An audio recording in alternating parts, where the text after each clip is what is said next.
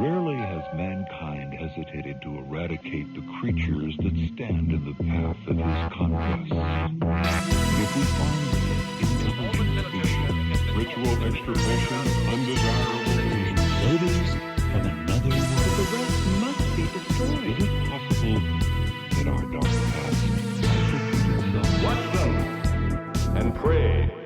Greetings, ladies, gentlemen, government agents, conspiracy theorists who also moonlight as sex shop workers, and anybody who might be listening. This is Close Encounters of the Podcast Kind. I'm your host, Tasker, and we have Nick. Woo! Holy crap. You guys can't see it, but Nick literally just hoisted up some heat. And if you're not hip with the jargon, that means Nick has a gun on camera, like he's about to tell me his manifesto. Baka. Yeah, enjoying your relaxed concealed carry laws. Oh my god, it's crazy, man. Dude, they paid me money to buy this thing. Wow. And of course, this is no joke. That is a real gun, which, I know you're in a territory of, Nick's demonstrating how it works for me. If you can hear the clicks. Holy crap. So, which I imagine, my guess is, obviously we're getting close to the expose on the big alien reveal by the government. Is that the reason why you've chosen to arm yourself lately? No, okay, now you would think so. Me being the person I am and the psychopath that I am when it comes to like aliens and stuff, I'm very worried about their intentions. All right. What's more worrisome for me right now is the shootings that take place every day. Mm-hmm. Yep.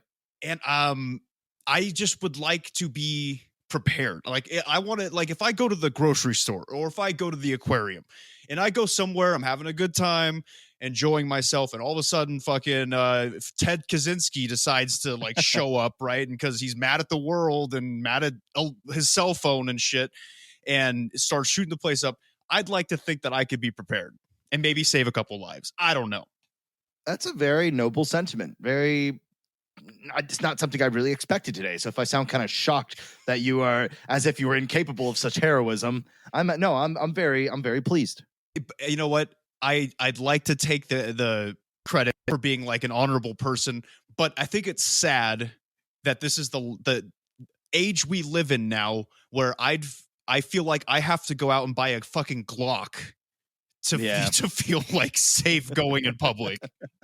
Which, it'd be better if you didn't live in like literally Courage the Cowardly Dog, middle of nowhere. So I guess there's not really a whole lot you can save except maybe for some tumbleweed. But it's a noble sentiment. That's true. And the thing about where I live, in a lot of states actually, around me, is everybody's packing, right? So nobody really wants to like be a dickhead on the, people here, they're shitty drivers, but nobody's like flipping anybody off or like honking and stuff because everybody's packing, It's a very polite society when everybody has heat. Wasn't there like a movie where it's like they were in Texas and then like some bullshit and like the enemy like pulled out like a weapon, and because it's Texas, everyone just like went to the back of their car or pulled out rifles, pistols, and everything. Yeah, it's kind of like that. So on the very, very slim off chance that shit hits the fan, I just want to be prepared. That's why I have it. But of course, it's a fun toy. It's not a toy. If you guys have okay. Wow, that was the Freudian slip of a century. If you guys have guns, they're not toys. Be safe. But look, yeah. I don't have ammunition for it yet because you can't fucking get ammo anywhere. You can buy it online, and that's what I did. So while I don't have ammo, yes, I still treat it like it's loaded, except for just now when I pointed it at Tasker in the camera. But that was because he's not here in person. Nick pointed it more at a webcam, which is an inanimate object with an animate object that it is projecting. So technically, like I said, it was just more like a manifesto, like, yo, look at me, what I'm about to do. I was holding it sideways like I was in GTA. Which, obviously, and that's here's like the PSA part of this whole thing. We're all about jokes here, but Nick actually is probably one of the most trained people I think I know, and that is actually not a joke. Like, I know you've had extensive training in both firearms, self-defense, all that crazy shit. So Nick can play around. Don't do it, but Nick can sort of, because he actually knows what he's doing. Do as I say, not as I do. That's what I'm here to tell you guys. And then tomorrow we finally get the statistic that our entire listener base is like 12. Oh no. Parents, lock up your guns. Yep. And you got to be careful about that too, because kids are clever. They get into shit. Dude, especially in the YouTube age, we didn't have that when we were kids and we still found shit. Now you could literally YouTube how to pick a lock. Yeah.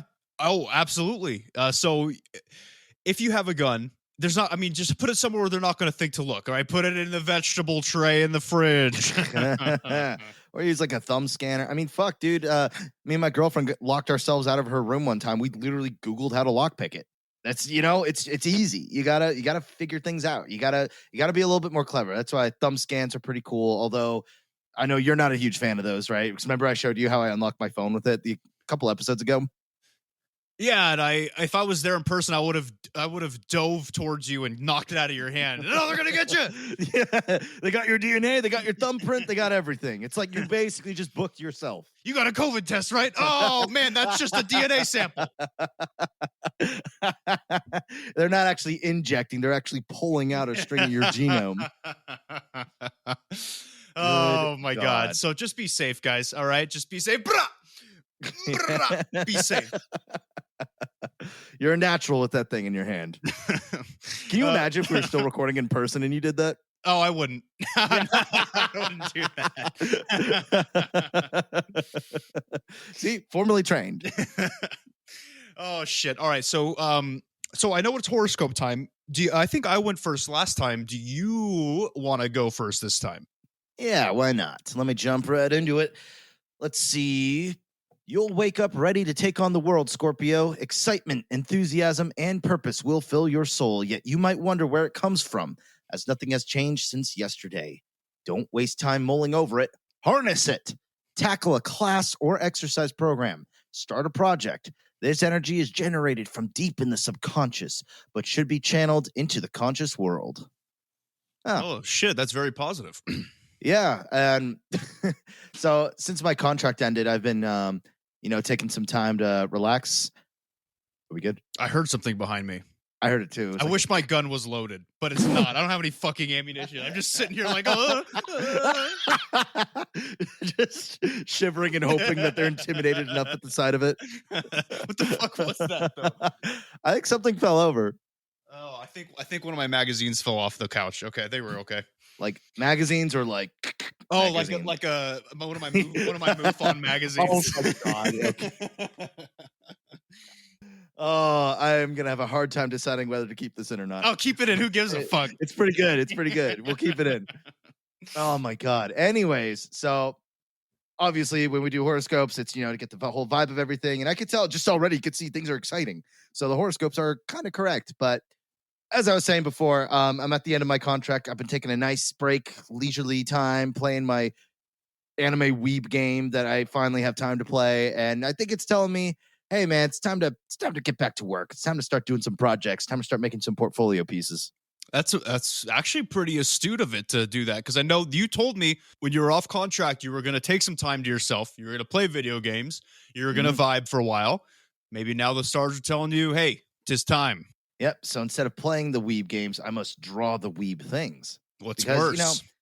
Well, hey man, like you can't make a living off of drawing anime titties until you start hustling and building a repertoire. You got to build a client base. So when in the future I'm off contract, I could just be like, hey guys, who wants some boob, and I'll have some takers. If I did that right now, you might get a taker or two, but I don't have there's not a lot of there needs to be that trust, that artist client trust that I need to develop by drawing succulent memories. I agree with none of that. But if it makes you feel better, then listen to it and pursue your dreams. Hey man, I'm gonna do the best I can, and it's gonna be like one of those cases of even if some people might say like, how does your girlfriend feel about it? To which I'll say to her like, hey, do you want a Christmas present or not this year? Like, hey, we gotta pay rent. I got shit to take care of, and I'm doing what I need to do and what I'm good at. There you go. Yep, just like me, and when I sell myself behind 7-Eleven. It's a skill that few possess. You got to have the enchantment. And by enchantment, you mean the corkscrew, right? That's what I do. It works every time. Oh boy. So star rating for me, sex 2 out of 5, hustle 2 out of 5, vibe 2 out of 5, success is a 4 out of 5. Looks like being lazy is going to be the straight path to a successful future today, which I welcome with open arms. Okay. So I think overall you have a pretty positive horoscope going today. Yeah, I'm down for it. Let's see if mine's any good. If you're currently romantically involved, Cancer, you can expect your relationship to move to the next level of commitment. You and your partner could agree to be monogamous, get engaged, or set a wedding date. If you're married, you might decide to have a child. If you aren't involved, expect to attract someone soon. You're I'm sorry. I'm just picturing you like, you're the first day of your child's birth, you pull out the Glock, like, whoa, like, yeah, good up, baby. Pictures of you like with your newborn son, like pointing your gun at his. Be like, hey, doc, did you just smack my son's ass? Huh? You got a problem? Grabbing him by this fucking collar. Shove his stethoscope up his ass. You'll love it. If you aren't involved, expect to attract someone soon. You're ready, and eligible partners are definitely registering your availability. Wow. That's interesting. You've been planning like an orgy or something? An orgy. That's a good question. Now the like the monkey in me is like, yeah, you know what I mean? Let's fucking do that shit. Yeah, that sounds great. The germaphobe in me is like, I don't think so. You stumbled upon something very amazing there, because that's one thing most people don't think about when it comes to like, because when you watch porn and shit, that's a set, that's a corporation, and there's, keep in mind, $1 billion corporation, so they pour a lot of money into like the sanitation, like bleaching the buttholes, and like making sure everything is clean and as film presentable as possible. Now, if you've ever fucked in the real world, that's not how any of that works. So put yourself in an orgy situation in the real world, you're looking at a pretty disgusting pool of gross. Just all kinds of body fluids. Some of those body fluids might have like STDs or STIs. Now, here's the problem with people are like, oh, just use a condom. Now, here's the problem with that, okay? You put the condom on, you have sex with one person, you got their juices on the condom. So, like, when you take off the condom, you're grabbing the outside of the condom. Yeah. And you're getting those juices on your hands, right? Right. So, like, what, you know what I mean? I mean, I don't know if it goes through skin. I mean, I guess you could just make sure to wash your hands right afterwards, which, especially if you're having sex with somebody you don't know, you should probably do anyways. But no, I think you need to ingest it, or it needs to enter your body somewhere. Unless you have like an open wound, in which case, GG, man, right on your fingers. That's true. I mean, you could like, I'm not saying that I think it gets absorbed through the skin, because I know like because I took like 6th grade biology. I know it doesn't, right? Right. But it's just like, I don't know. Like I told you, man, I'm kind of a germaphobe. And you know this about this. Maybe some of the listeners now know I'm kind of a germaphobe. So like thinking of having AIDS on my hands, is one hand wash really going to fucking solve your problems? Well, it depends on how long you wash it. I mean, if it's just like a quick, like, get out, then no. But, washing your hands does a pretty good deal. If you're using soap, kills most germs. Yeah, I know. But does it kill AIDS? That's the question. I think it does. Let me see. Does soap kill AIDS? HIV virus is very fragile outside of the body, but it can live for a short time depending on the situation and environmental factors. Potency of the virus outside the body diminishes over time. Most household cleaners such as soap, bleach, or peroxide will kill it. Okay, so I will just drink and douse my hands in hydrogen peroxide after an orgy. There we go. I mean, yeah, you'll get a couple weird looks, but hey, you'll be the safest one there. That's true. I'll be squeaky clean, dude. So the more you know. There's some life advice before we get into today's subject. So take it as you will. Okay, stars real quick before we get into this. Sex 2 out of 5, which makes sense now because now I'm kind of grossed out. Vibe 2 out of 5. Hustle 3 out of 5. But success is a 4 out of 5. Good moderate star rating, I'd say. Yeah, evens out. Yeah, I'd say so. Okay, so are we diving into this? Are we doing this? Yeah. Now, of course, I got my indulgent episodes out of the way, so it's only fair that we move on to probably one of the biggest subjects you've wanted to do for a very long time. Fuck yeah. Okay, guys, this is exciting. Hello, welcome back. Now, like Tasker said, he's been doing the last couple episodes, but I'm back taking the reins.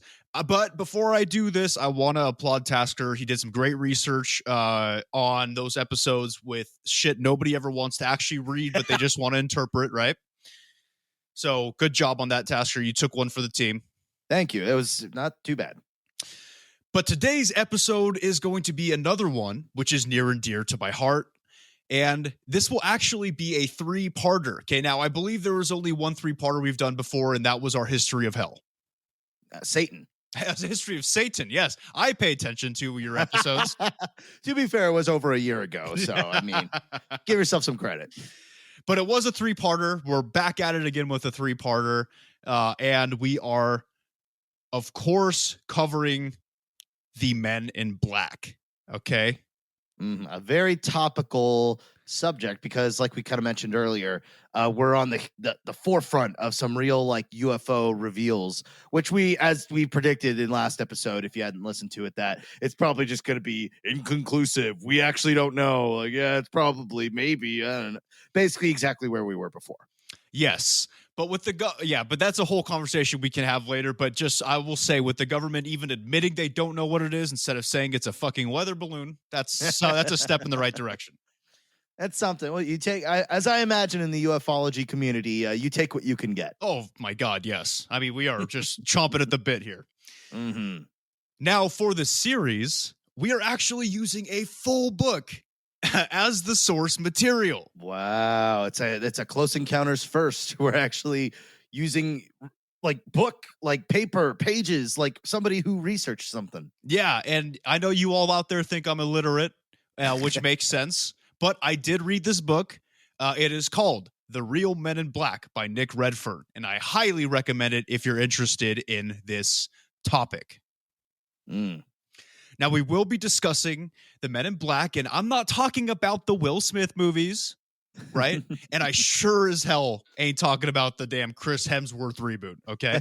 I heard it was not good. I didn't even watch it. I just watched a bunch of YouTube videos trashing it. That's all you need to do. What did you think about the animated series, MIB? That's a nostalgic thing for me. I enjoyed it. Yeah, it was good. I think they did a really effective job. It was a really, like, they used that like Justice League type animation, which I think is very cool. Which also too, this is just a side recommendation. I know it's blown up right now, but if any of y'all haven't seen Invincible, it is a fantastic show. You've recommended it to me, and I've seen the memes, so I'll probably watch it eventually. Yeah, if anything, just watch it for the memes. But it's one of those, you watch it for the meme, which is what I did. And it ended up being like fantastic. It's amazingly bloody. So that if that's not doesn't interest you, which I imagine a lot of our viewership is into that kind of stuff, then give it a gander. Give it a go.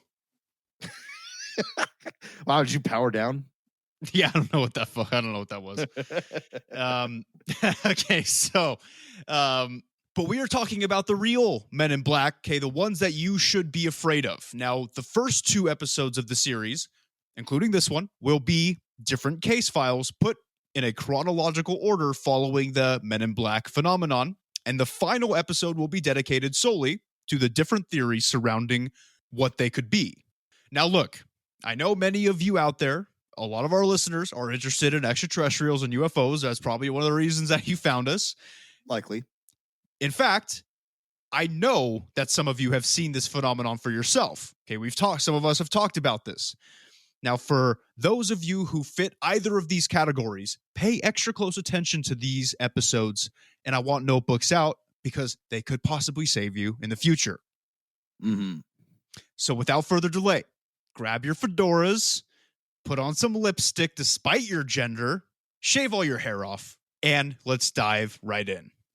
And I imagine the goal for this episode is, when you think of Men in Black, to just not think of Will Smith anymore, to think of something else entirely. And I don't know anything about what Nick's about to talk about. And as you know, we don't read each other's outlines, which you could say for naturalism, but it's because we just, we roll out of bed and start recording these.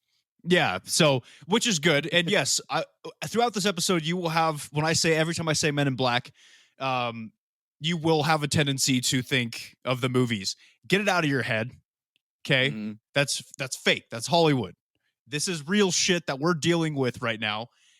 And I will get into descriptions as we go along so you can picture a new Men in Black, okay? I'm interested.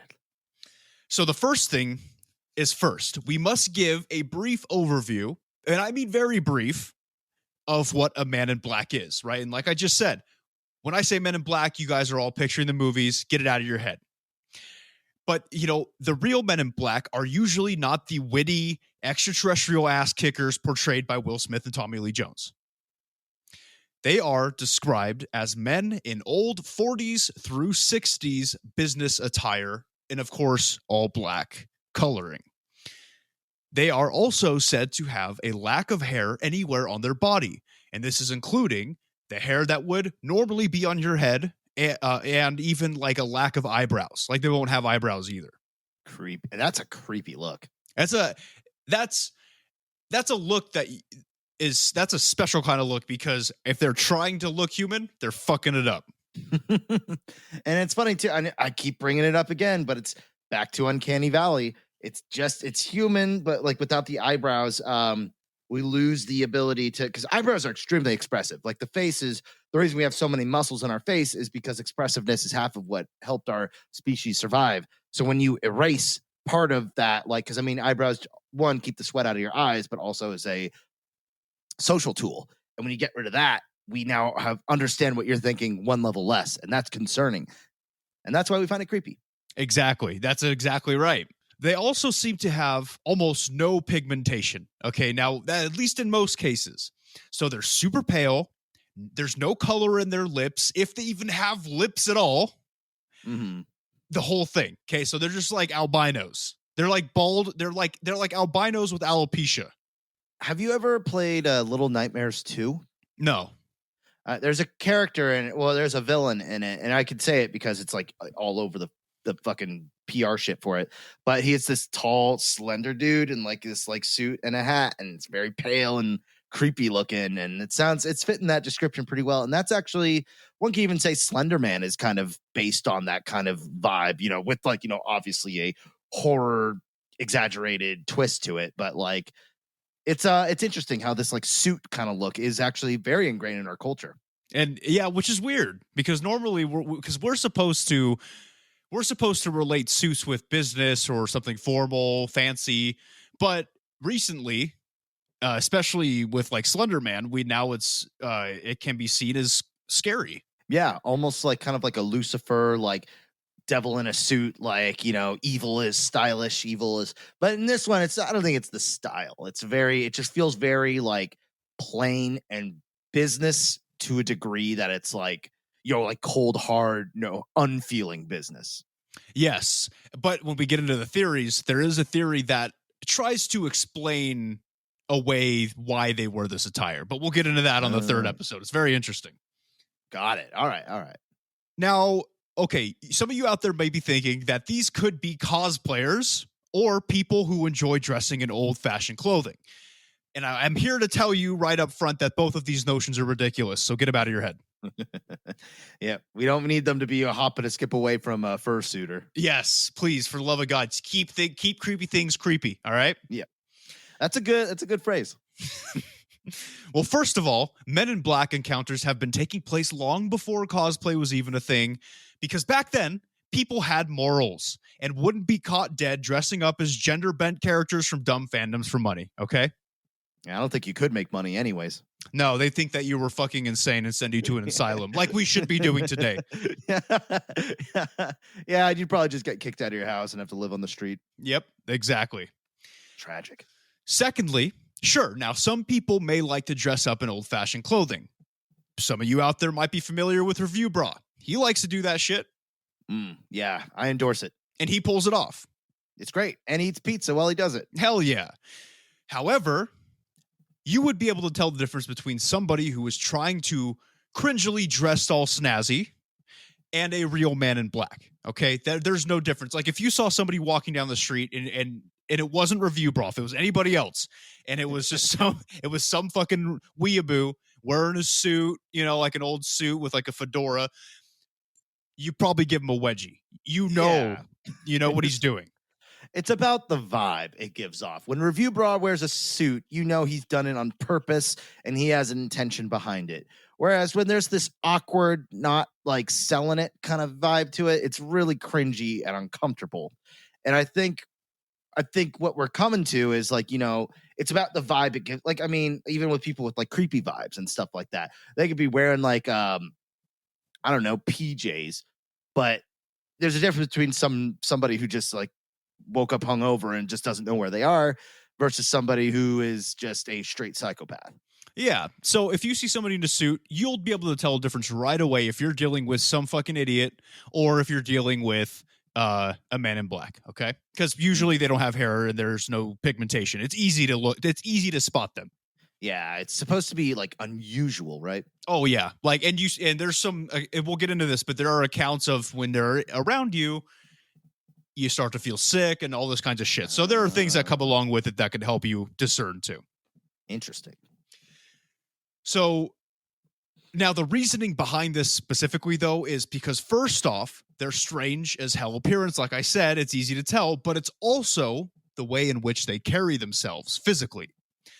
Men in black are generally reported as moving very strangely, almost like they don't know how to use a human body. So to kind of put this into like a form you guys can imagine, movements have been described as being robotic in nature, or maybe they're just extremely clumsy, like they don't know the length of their arms and legs, like that kind of shit. Interesting. Now, I feel like I've known people like this in high school, but it was just kind of funny. But I imagine with them, it's like a inhuman kind of like not funny kind of vibe. Yeah, because in high school, when you see people that are like that kind of clumsy, it's because they're still going through their growth spurts and they don't know they're growing so fast that they haven't quite grown into like where they think their arms and legs are. I was that dude. But when it's a grown ass man with no hair moving like that in like a 40s suit, I think it's a little suspicious. Yeah, a little creepy. So what do the Men in Black do exactly? Why are we talking about them? We will see throughout all these cases, so I'm going to kind of give a brief description here. Simply put, they threaten and or harass two groups of people. Either those who have seen a little too much of a UFO or extraterrestrial encounter, or those who are researching that phenomena a little too closely, and they're finding out things that maybe they shouldn't be finding out, perhaps. Oh, so it's they're not fighting aliens or protecting Earth. They are our enemy, kind of. Oh yeah, they are 100%. According to most theories, 100% are our enemy. Creepy. Well, okay, that's already a big change of pace. So Will Smith is already starting to disintegrate in my brain. Good. That was the goal. Perfect. Now, I must give the caveat here that these are the most general and common descriptions of the Men in Black. You will see, perhaps, as we talk about certain cases and appearances, or certain cases, that appearances and movements will differ from time to time. But generally, it's like an overall similar experience and like encounter. Or it's just a fucking businessman on coke. Or it could be that. It could be that. And maybe the coke is the reason he's asking you about UFOs. I don't know. Yeah, probably. It would explain the smile.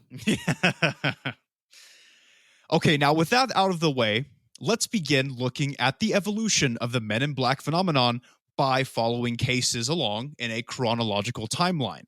These are going to be major cases. These are going to be the big boys. These are going to be the ones that have defined Men in Black phenomenon throughout time. Okay, now I'm going to say this up top. There are many. You can find hundreds of cases and sightings and encounters besides the ones that we're going to talk about in this series. These are the major ones. These are the ones that made it what it is today. Yeah, we're not doing small potatoes. I don't have time for that shit. I don't even like potatoes because it's Irish. That's a very poor reason to dislike one of the best foods out there. Well, I mean, I will admit that potatoes are versatile. Yeah. But they're also, I call them rock vegetables because you get them out of the ground and they're about as hard as a rock before you put them in an oven. Yeah. but they're great. Like, I don't know, maybe that. No, I don't even think that's culturally. I think it's pretty widely accepted that potatoes are pretty dang tasty. I just don't like. I just don't. I'm sticking to my guns. I know that they're good, but I like to piss you off. So. You have that choice of agree or double down, and you tend to lean towards double down pretty frequently. That's why they call me KFC. Why? Because I got the double down, dog. Ah, Jesus. Were you ever able to try it? Do they even serve that still? I don't know. I never got a chance to try it. This is unfortunate. Oh, did you? But didn't you say you got to try the? Remember where they had it was like a double down, but it was just 2 donuts with a piece of fried chicken in between it. Oh, I did try that. Holy crap! Now that was gross.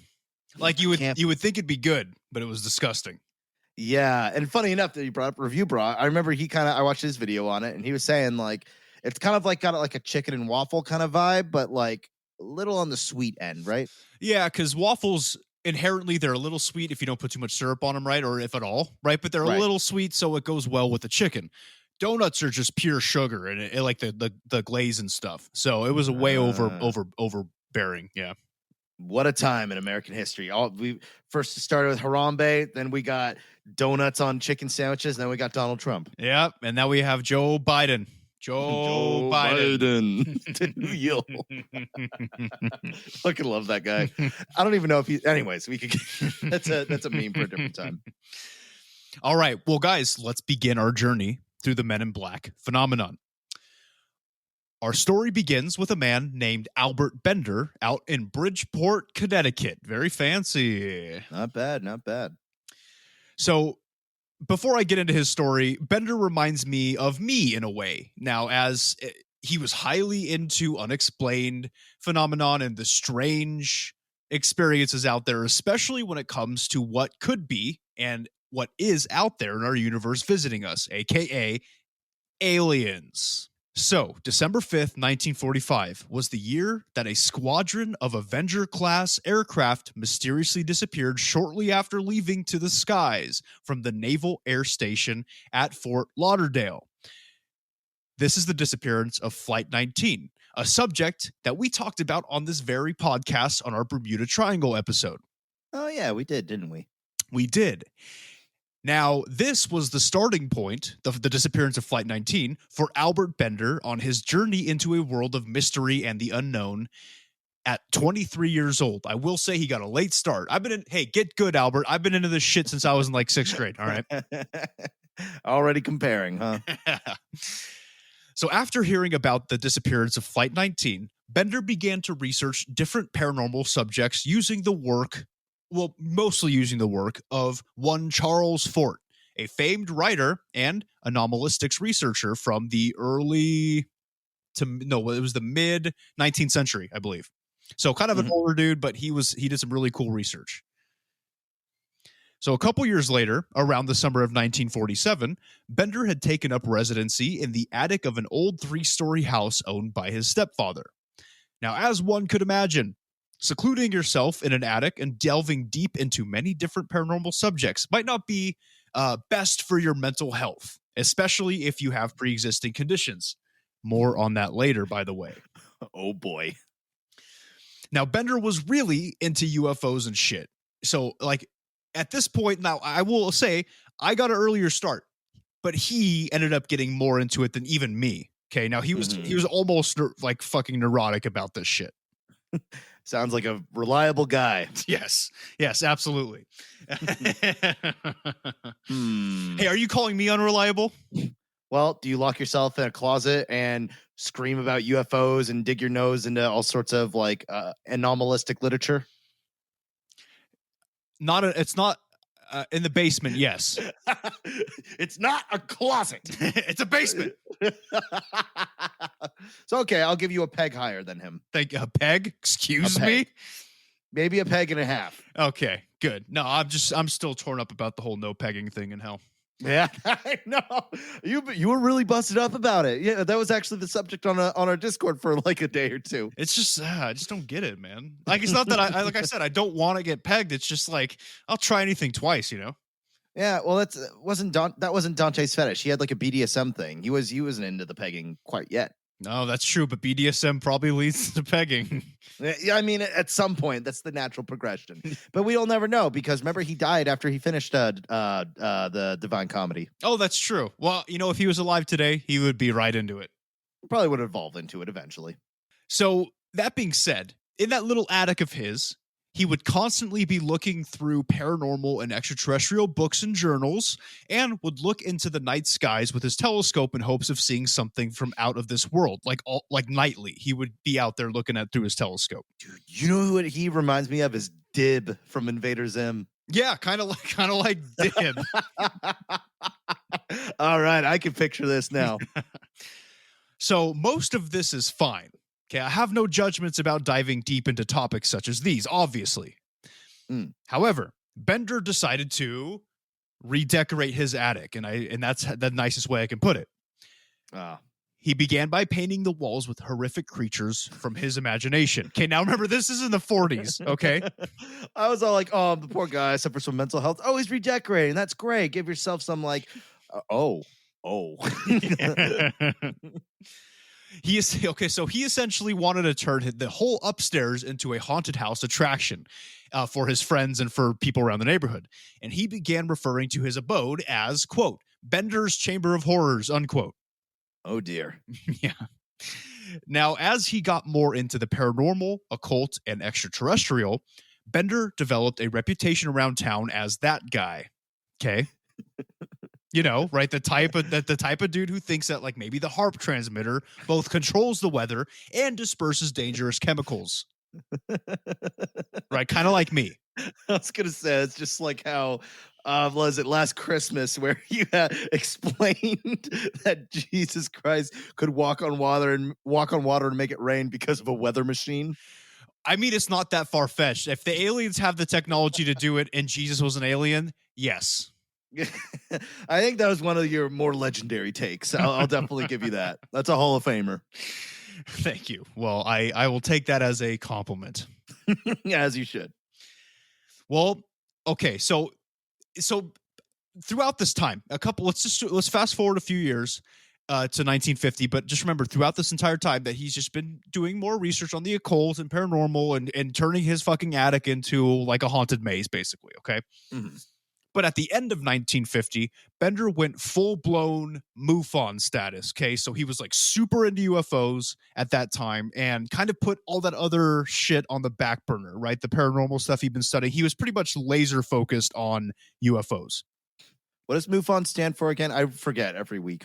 Mutual UFO Network. Okay. Oh, it's okay. That's a lot easier, much easier way to remember it. UFOs in the middle of it. Mm-hmm. Yep. Okay.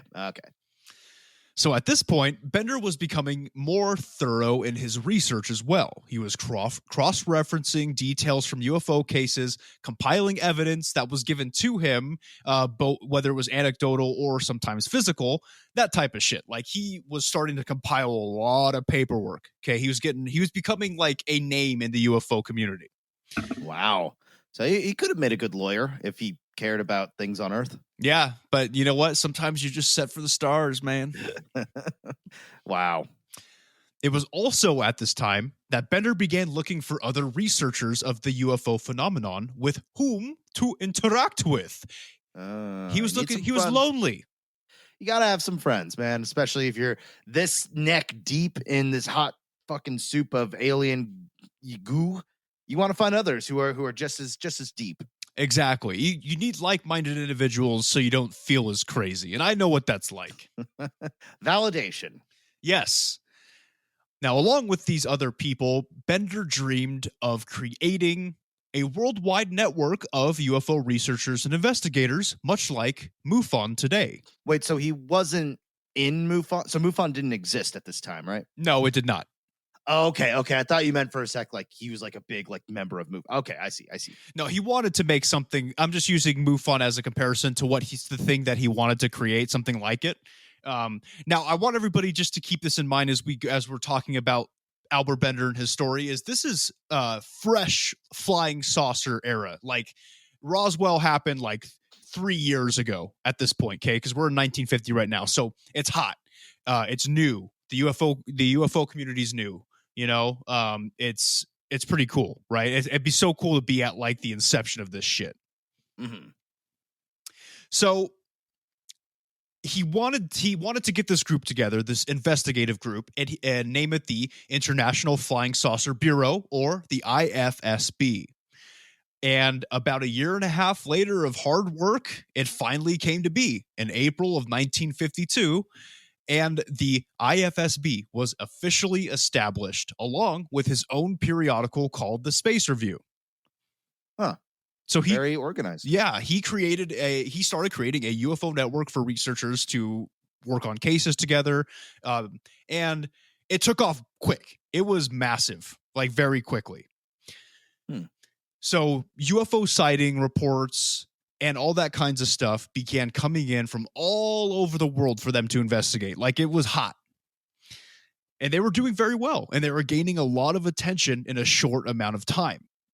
But one might argue that they were gaining too much attention in too short of amount of time. Oh. On the evening of July 30th, 1952, literally only about 3 months after creating the IFSB, a phone call came through at the Bender residence. Now, Albert's stepdaddy, he wasn't at the house, okay? So he had to answer the phone. Once answered, there was no one on the other end, at least no one that spoke. And Bender claims that he felt someone was on the phone, as there was no dial tone, right? Back then, especially like when you're using landlines, if there's no call happening, there's a dial tone. Mm-hmm. And there was none. So he tried to listen to hear anything, right? He was like intently listening, and he was like, hello, that kind of shit. Hello, you know? But as he was listening in on the phone, he began feeling very ill, and his head started spinning, kind of like a bout of vertigo.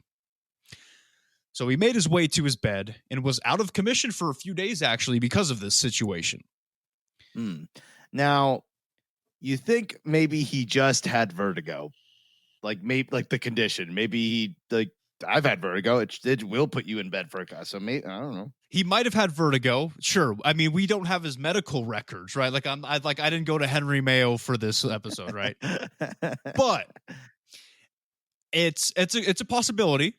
It did come on very quickly, though, and as far as we're told, he hadn't had it before. And I know that vertigo usually has to do with either sinus or ear infections, right? Like if something happens in those areas. It's your cochlea. You have little bones in there, and it's like submerged in like fluid. And when one of them gets caught in like a part of your ear, it throws your entire equilibrium off, and you basically feel like you just fucking spun for a piñata, and it never goes away, and it's the fucking worst. Interesting. So maybe it could have been, but we don't know. But once he was feeling better, after a couple days, Bender went to a local theater to see a new sci-fi movie that had come out, right? Like a nerd, like the nerd that he was.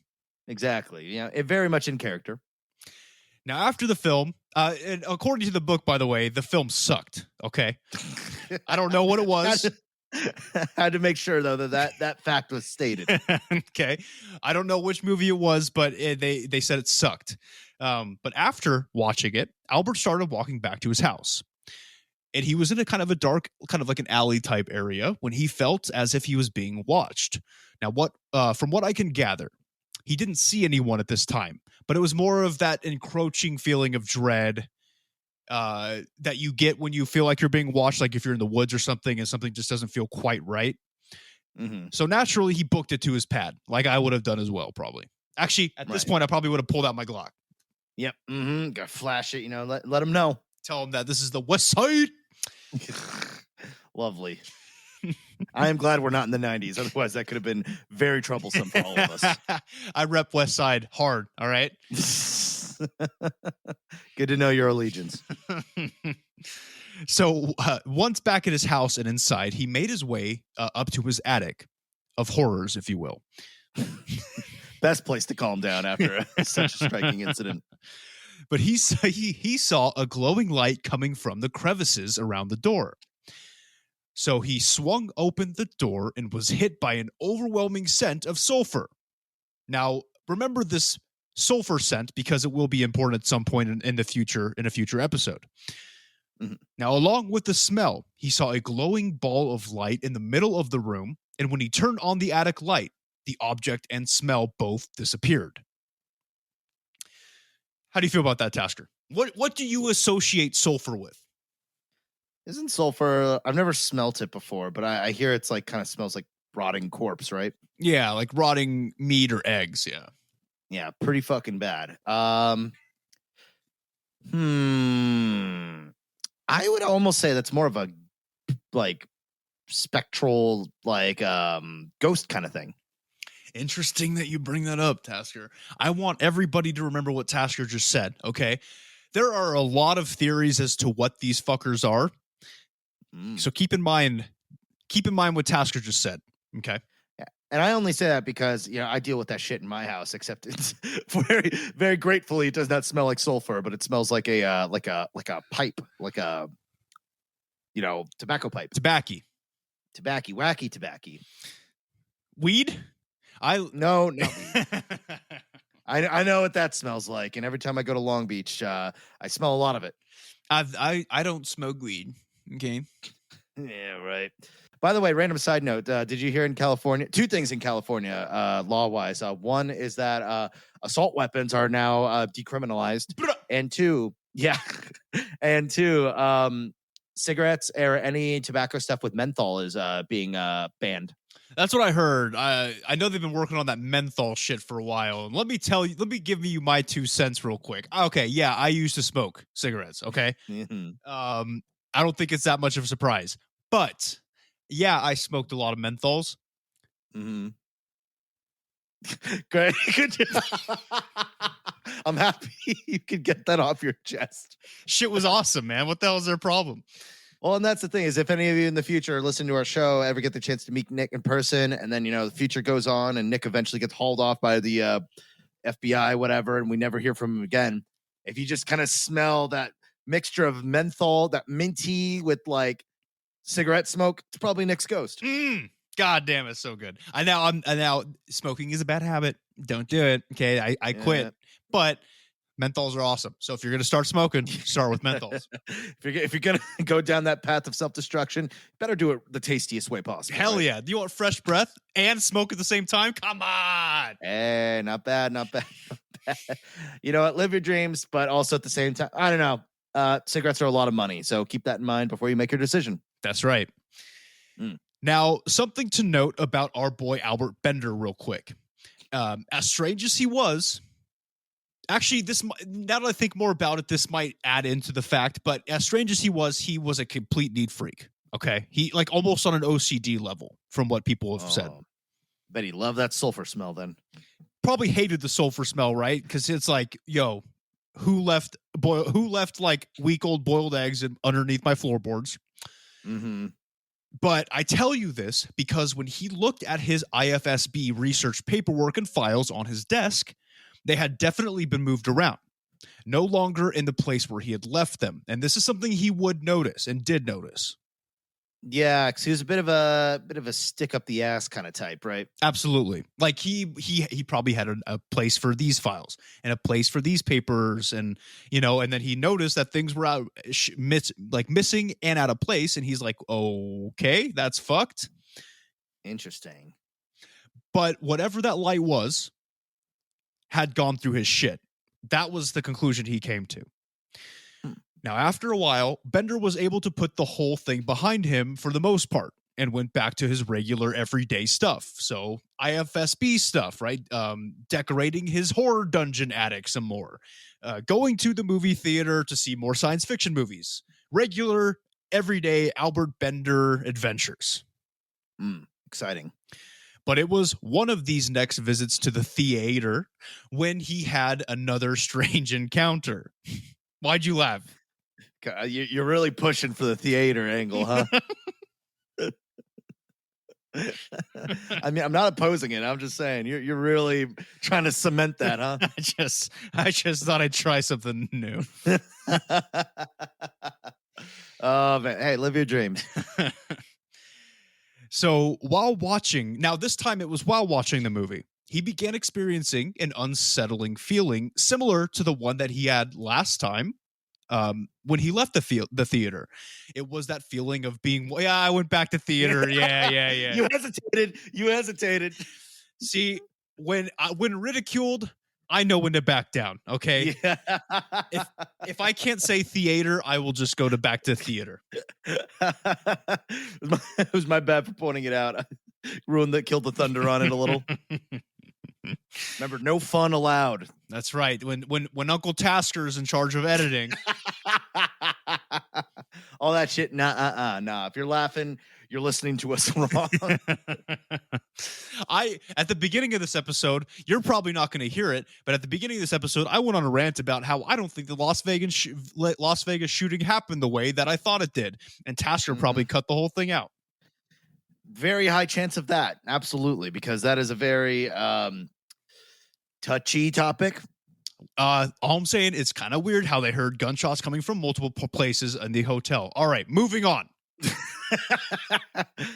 Just one of my little 2 cents is I just find it weird that after all this shit that we're decriminalizing assault weapons to have this shit happen all the time in California. So hoping for the best.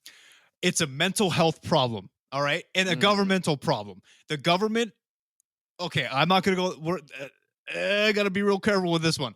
So now a brief. Okay, we're gonna do a brief takeaway. Gun control. How do you feel, Nick? I understand the concept behind it. I understand why people are fighting for gun control, right? Now, this is Nick being 100% serious. So I feel for that. But I think it's more of a problem with accessibility to things to help people with, different types of mental health issues that might be leading them to use guns in this way. Criminals or people with mental health issues who want to shoot up a place will find a way to get a gun regardless of if it's legal or not. Yeah. Well, I find it an interesting take how you're saying, like, in the middle of nowhere place where you're living, like, backwoods, Western cowboy land. Nobody ever does shit because everyone's fucking locked and loaded. Yes. People walking on eggshells everywhere because everybody's just got one in the chamber. So yeah. So that might be a testament. I don't know, but I don't know. It's a touchy subject, and it's a subject that you can't just generalize. Like I can't just, like, that's what I believe, but I don't know if it's true, and vice versa. Yeah. So it's hard to say. I just think the idea of assault weapons, which can literally take down like 50 people in a minute, is kind of like, there's obviously room for concern there.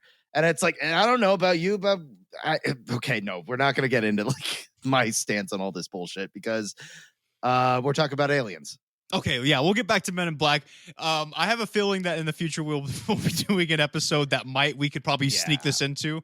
I'll just say, the family AR-15 concept, I'm a little not big of a fan of, but I think everything else, like, no, I do think we should be able to buy firearms. Yeah, just like a pistol. Like, you don't need like you don't need an AR or like a fucking 50 cal machine gun hanging out. A people killer. Yeah. Like a mass people killer. It's just, but I mean, like you said, it's a whole, like, even if it's illegal, people are still going to get it. So it's a tough call. I just feel like, I don't know. I just have this picture in my head of like, everyone just has this like big fucking like Tommy gun they keep like while feeding little Timmy. Oh yeah, no, it's a touchy subject, but there's an episode down the line where we can sneak it in, and we'll get all of our touchy opinions out there because I have some shit to say. Yeah, and who knows? Maybe I could be completely wrong. Maybe the expose ends up being a huge fucking deal, and I need to run and get my fucking AR-15 tomorrow. If they confirm that aliens are here, touching our butts and stuff, you should probably go out and get an AR-15. I mean, in fact, I might be in a great state because of that, because I'll have the access, and then I'll be eating my words. So who knows? Dude, oh my God. I mean, like, okay, real quick, this is the last thing I'm gonna say. I went to buy this gun yesterday. There's a lot of guns where I went to buy it, right? It's at a place called Cabela's, right? Which is like it's a giant outdoor place, like where there's like hunting shit and fishing stuff, right? And I swear to God, there was a 50 caliber sniper rifle for sale. Almost bought it. Didn't need it though, right? And it was a little bit out of my price range. But I live in that kind of a place where it's like, hey, buddy, if you buy this pistol, we'll give you like 8 boxes of ammo for free. And I'll tell you what, we'll also throw in a silencer. You want a silencer?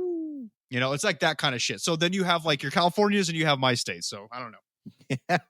Hard to say. And California is kind of all over the place right now. We're kind of in a state of chaos. So I don't know. We'll have to see. I mean, it is what it is. We'll see who gets overturned, what happens. Cowboy West is sounding better and better every day. Yeah, exactly. Okay, so let's get back to Albert Bender in the movie theater. So during the film, right, he was starting to feel this feeling of being watched. Now, Bender noticed in his peripheral vision a human-shaped entity materialized a few seats away from him. Now, he describes the resulting apparition to look like a sharp-dressed man. Ba-now-now, ba-now, ba-now. You know what's really funny? Literally the other day, I was talking to my girlfriend about how my dad took us in a bid to like connect with us more. He took us to a concert. We're like, oh, what do we see? I fucking saw ZZ Top. Oh, hell yeah, dude. That's awesome. Yeah, it was great. They played Sharp Dressed Man, and like I think during that, one of the like stagehands came out and put a heavy quotation cigarette in his mouth and lit it for him while he was playing guitar. Oh, that's pretty bad. Yeah, I'm not surprised, man. They were pretty badass. Yeah, so yeah, fun little reference there. Anyways, but this guy who materialized next to Bender, he had all black clothing on and he had glowing eyes. Now, at this time, Bender felt that vertigo feeling he had before, but this time it included a heavy dose of nausea. He closed his eyes to essentially focus on, not vomiting in the movie theater. And when he opened his eyes upon feeling a little bit better, poof, the man in black was nowhere to be seen. Now, either that or the movie was just really bad. Yeah, and everybody but him left. Yes. Could be.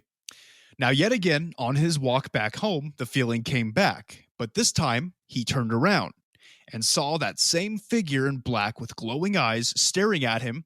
And at that point, he beelined it back to his attic. As you should. Into the horror chamber. Into the horror chamber, right. From one horror to another. What a life. Now, over the next couple months, events like this continued to take place for old Albert, all right? The dizziness, the sightings of strange men in black clothing stalking him, some reported poltergeist activity in his attic, the smell of sulfur and brimstone, all that shit, okay? So, and I mean, we're just looking at this from an outside perspective, but like, that's really creepy. Like he's basically being stalked right now but can't really put his finger on something like that. And as you can imagine, pretty hard sell to the people around you. So it's almost kind of like a gang stalking vibe. Exactly. Because remember at this time, this UFO stuff was new to everybody. And not everybody knew about it, right? Because nowadays, if I bring up a UFO or an alien, people are gonna be like, take your meds, right? Yeah. Back then, they're like, oh shit, what's that? And it's like you're kind of on the forefront of this stuff, and nobody's really going to believe you. They're going to be like, first off, what are you talking about? What's a UFO? And second of all, who's stalking you? So like you sound even crazier than just talking about UFOs. Bad position to be in. Yeah, for sure. Now, so throughout all this time, this stuff has continued to happen to him. But now we come to the summer of 1953, pretty much at the peak of all this torturous activity being inflicted upon Bender, and it all comes to a head. Now, Bender was approached by 3 men in black, and what follows is quite interesting. They told Albert the truth behind the UFO phenomenon on Earth, but also advised him against telling anyone for the shit that they told him or the shit that he's been researching, unless he basically wanted them to kill him. That's what they were saying. They were basically threatening his life.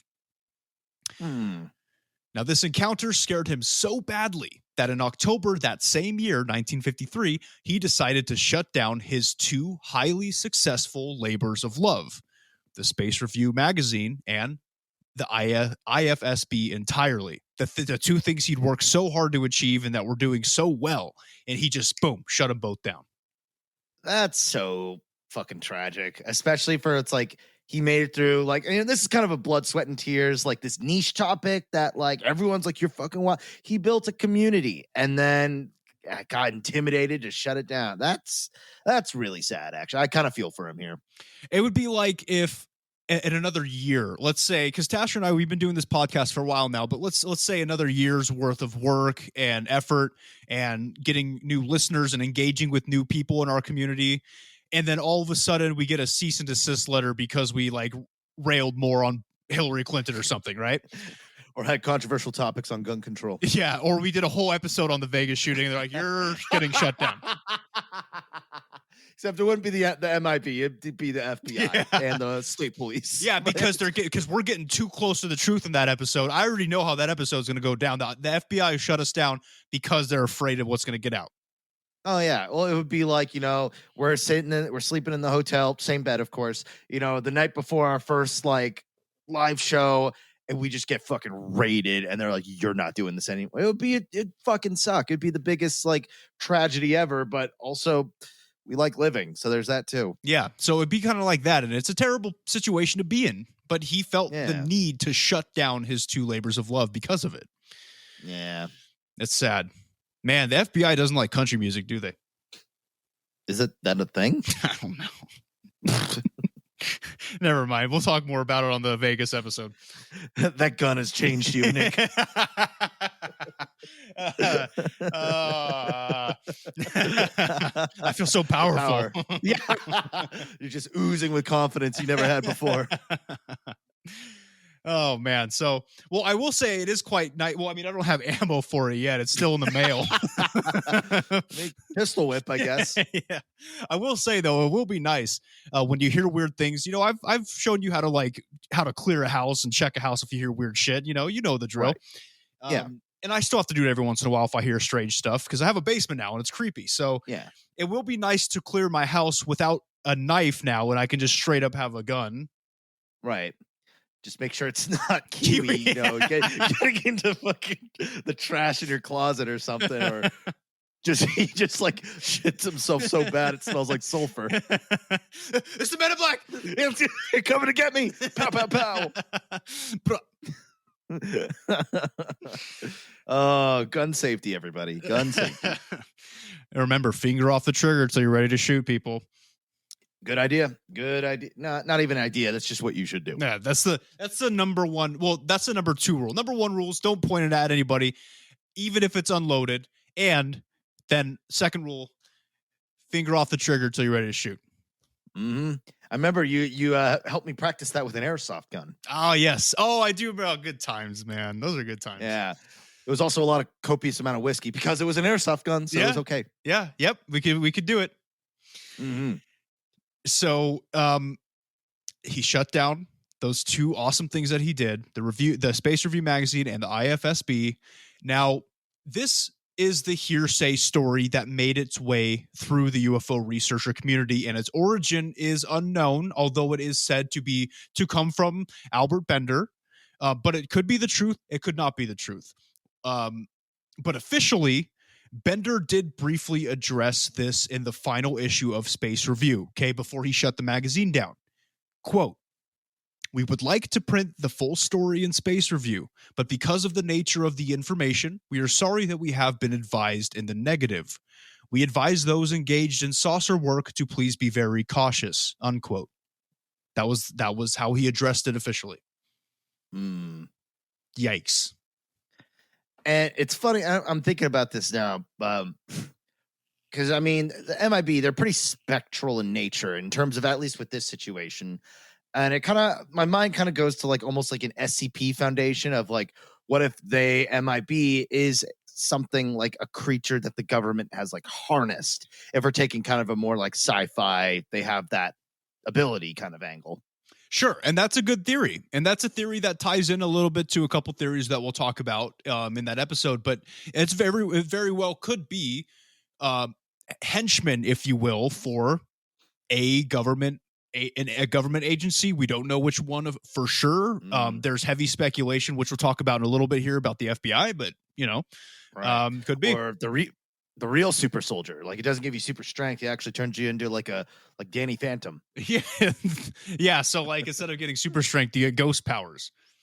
Hey man, I ghost powers sound so cool. I would take that in a heartbeat.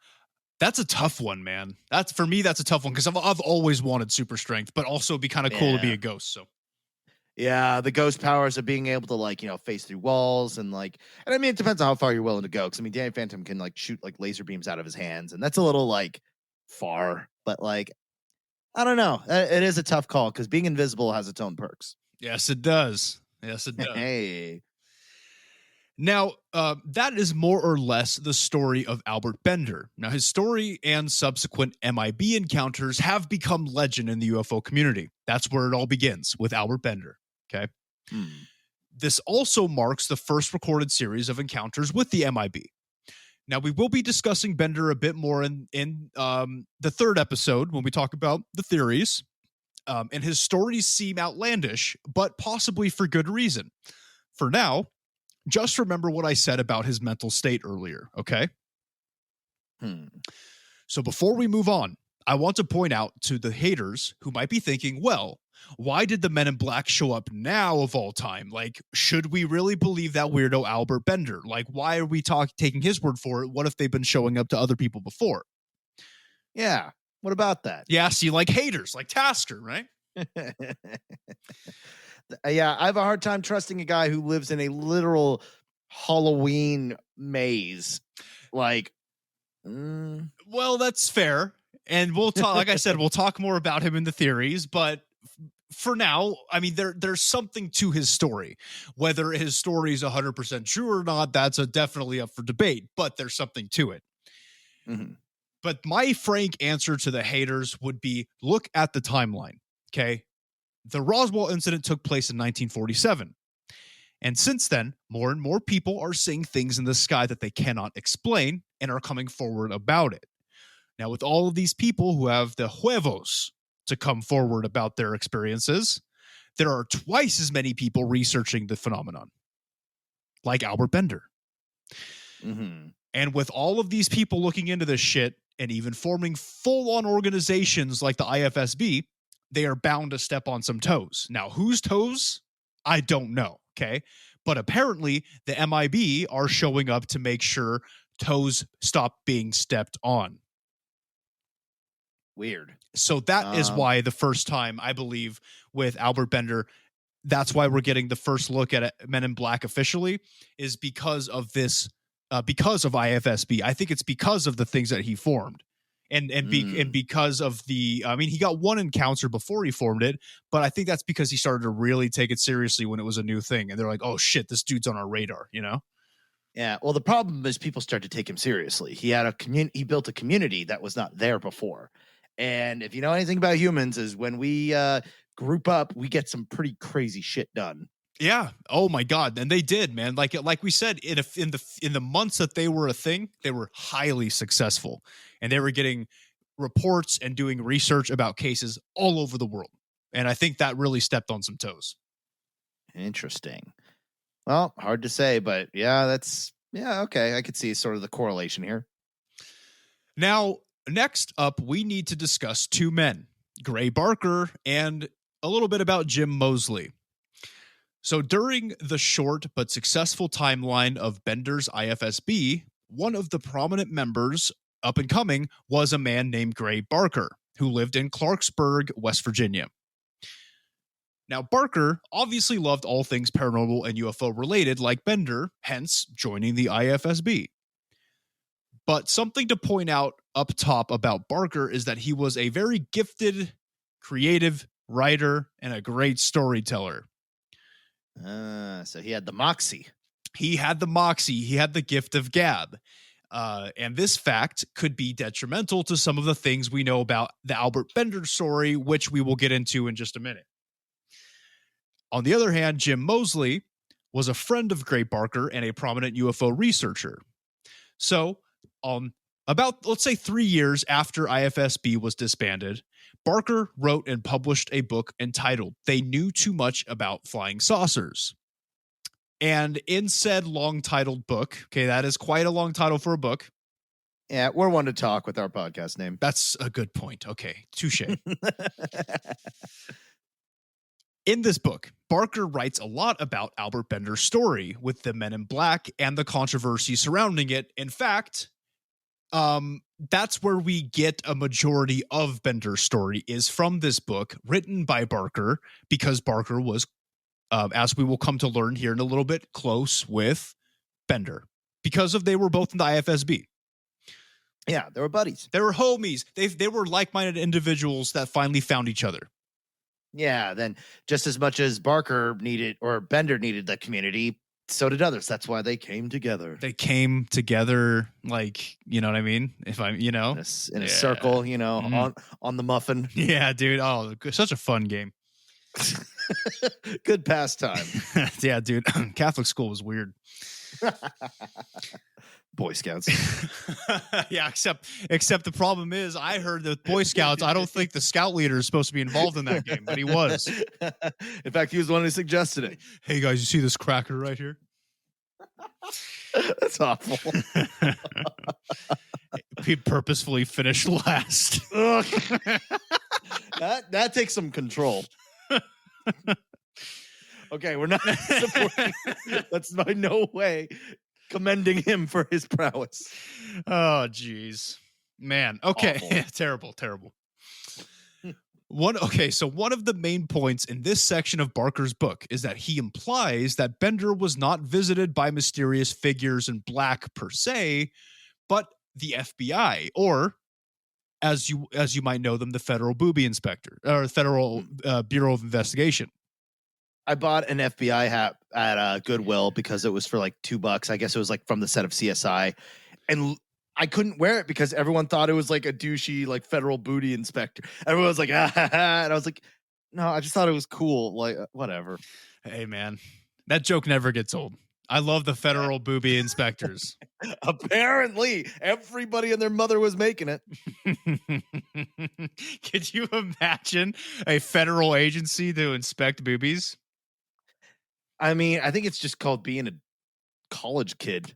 Oh, yeah. Oh, yeah. No, it's a frat. It's a frat. That's what they're called. A frat or a doctor, right? If you're checking for breastfeeding. What? You got to check for cancer, man. You got to check for lumps.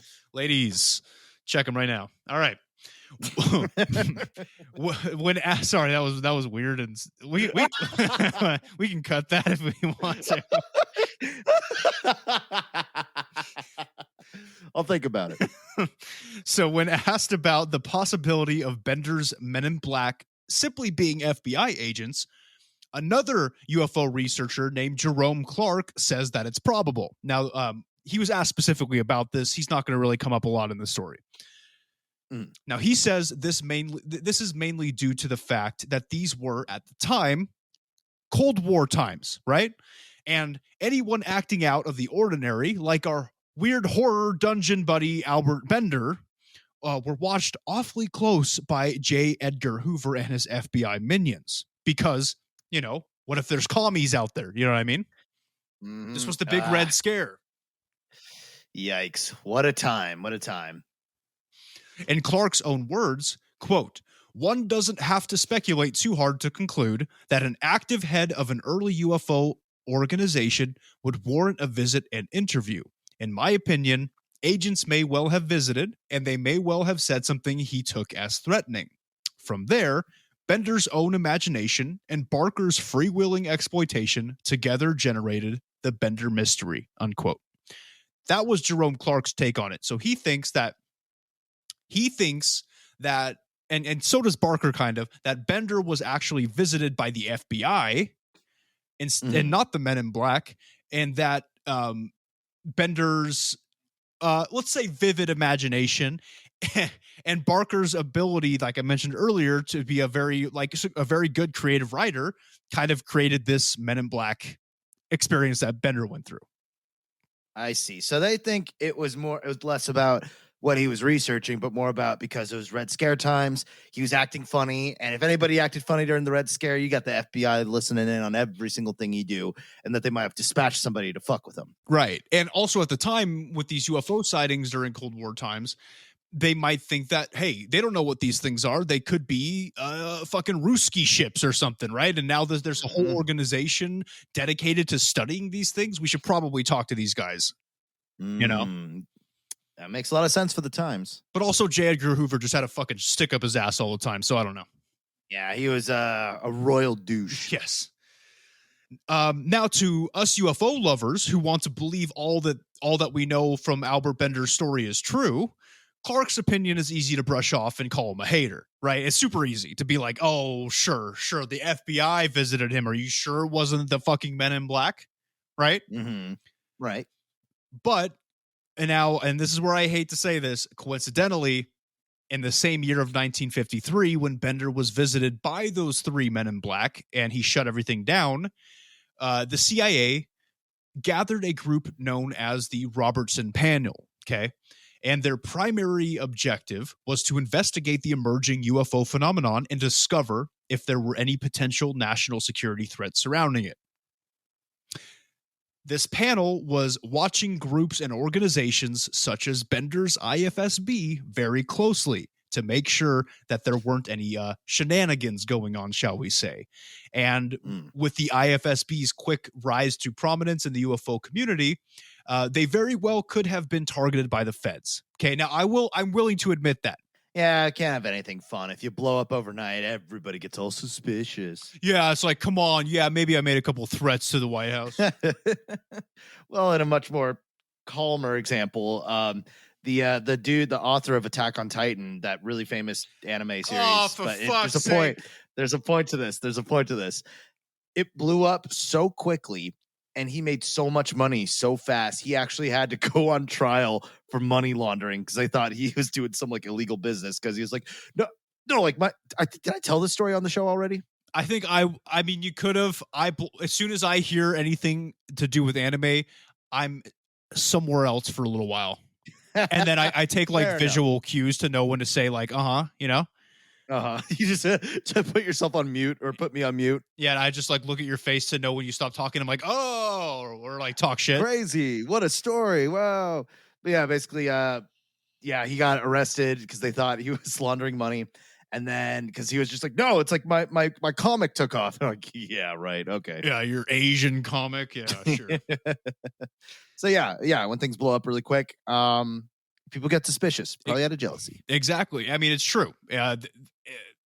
So I'm willing to, as a diehard extraterrestrial and UFO believer, I'm willing to admit that Bender's story, because probably of Barker and some things that we'll learn about Bender in another episode, is outlandish, and the coincidence of that Robertson panel, along with the same time that Bender was visited by the Men in Black,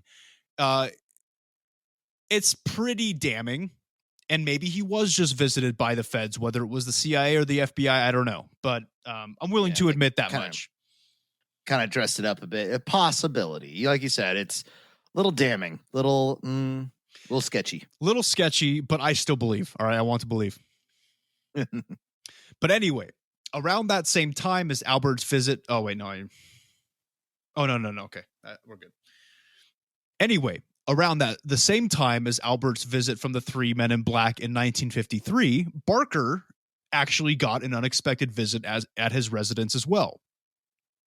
So he heard a knock on the door, and upon answering it, it was allegedly an FBI agent. Now, this particular special agent had a buttload of questions about Bender's IFSB. Now, you might be wondering, what's the connection? Well, we know that Barker was a member of the IFSB, and we know that Barker was actually quite close with Bender, right? We've learned this now. In fact, Bender had sent Barker his own business cards. On the business cards, Barker held the title of chief investigator. So not only were Barker and Bender close, but Barker was kind of making his way up the hierarchy of the IFSB, and now he's a chief investigator. Yeah, has a title and everything. So at this point, Barker, like we say almost every episode, was pooping his Pampers, okay? And during the agent's mini interrogation, if you will, and admitted that he had given the cards out, but only to 4 or 5 close friends. At this point, the FBI agent pulled out one of Barker's business cards showing that he had one. Ooh, oh, that's a big balls move. That's a big yikes, okay? So at the time, Barker thought somehow that the FBI agent had gotten one of the cards from one of the friends he had given them to. which would also be very strange on its own if that was the case, right? Like, did they interrogate one of his friends and steal a card, or so that was weird. Yeah. But even stranger, upon checking later, all of the people he had given a card to still had their cards. So how the fuck did this dude have one of his cards? I mean, if it's FBI, I mean, if they cared about this enough, they could have had somebody break it and take one. If it was FBI, though, Tasser, you said it yourself. If it was FBI. Interesting. But anyway, the agent was particularly interested in Barker and his connection with the IFSB. Now, Barker tried to reassure him while basically shitting his pants that it was, like he would probably say almost anything to get this dude out of his face. Yeah, well, and also, too, we got to remember, these are the class nerds. Am I correct? These are nerds. These are people that are not used to aggressive behavior targeted towards them. Yeah. Or things that could possibly cause them bodily harm. So he's, like you said, trying to get the fuck out of here as soon as possible. Exactly. Yeah. He doesn't like confrontation. So, Barker reassured him that it was just some benign UFO research organization, and there wasn't a whole lot of significance to the business cards, as they were just really a way for members of the organization to identify each other, pretty much. Mm-hmm. So the FBI agent asked Barker if he knew any, like a certain person in Florida.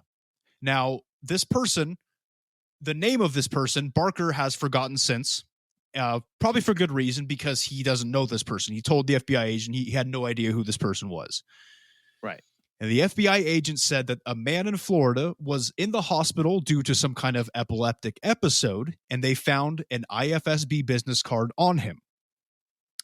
And after Barker said he didn't know this man, the FBI agent was pretty much like, all right, peace, and just kind of dipped after that. That was very strange, and it was a very abrupt, like he described it as being a very abrupt exit. Yeah, it's like the minute he got what he needed, he was like, okay, bye. He's like, peace. Damn. So once the agent left, Barker decided to ruminate for a while and thought maybe there hadn't been a dude in Florida from the IFSB at all in the hospital. Maybe it was a falsified excuse for the government or somebody to stalk and question members of the IFSB, most notably Bender and Barker. Maybe they use that as like a, let me get into this house and talk to this guy, Now, I got to ask, for IFSB, did they ever stumble upon anything like, that would warrant this kind of stuff? Or do you think it was a preemptive strike because they were getting close? I think it was preemptive because they were getting close, and because they were getting so big and they were getting so many reports in, Right. And it's like they see that collaboration. They're like, we gotta pull the plug on this. But also could be like, if we're talking strictly FBI, and this is just me just like speculating, FBI is kind of like, no, we want to be the ones in control of the flow of information on this. And the fact that the public's just like getting this far, we got to pull the plug. Right. Now, again, I will reiterate, if this is the FBI. Okay, now I'm telling it from a point of view from Barker. Barker said it was an FBI agent, but he looked like a man in black, as I'm sure FBI agents do, sure. But, I mean, he could have shown him a badge, or he could have shown him like something like that. But it's like, come on, like it could not be the FBI. Like, how did he get the business card? That's weird. Yeah, I mean, like, okay, I see the take now. Okay, so it's like, yeah, FBI could like pull off, but also we all got to remember that the FBI and the government is a bunch of stuffy, money hoarding bastards who don't like to, they're not going to drop this much time onto a case like this.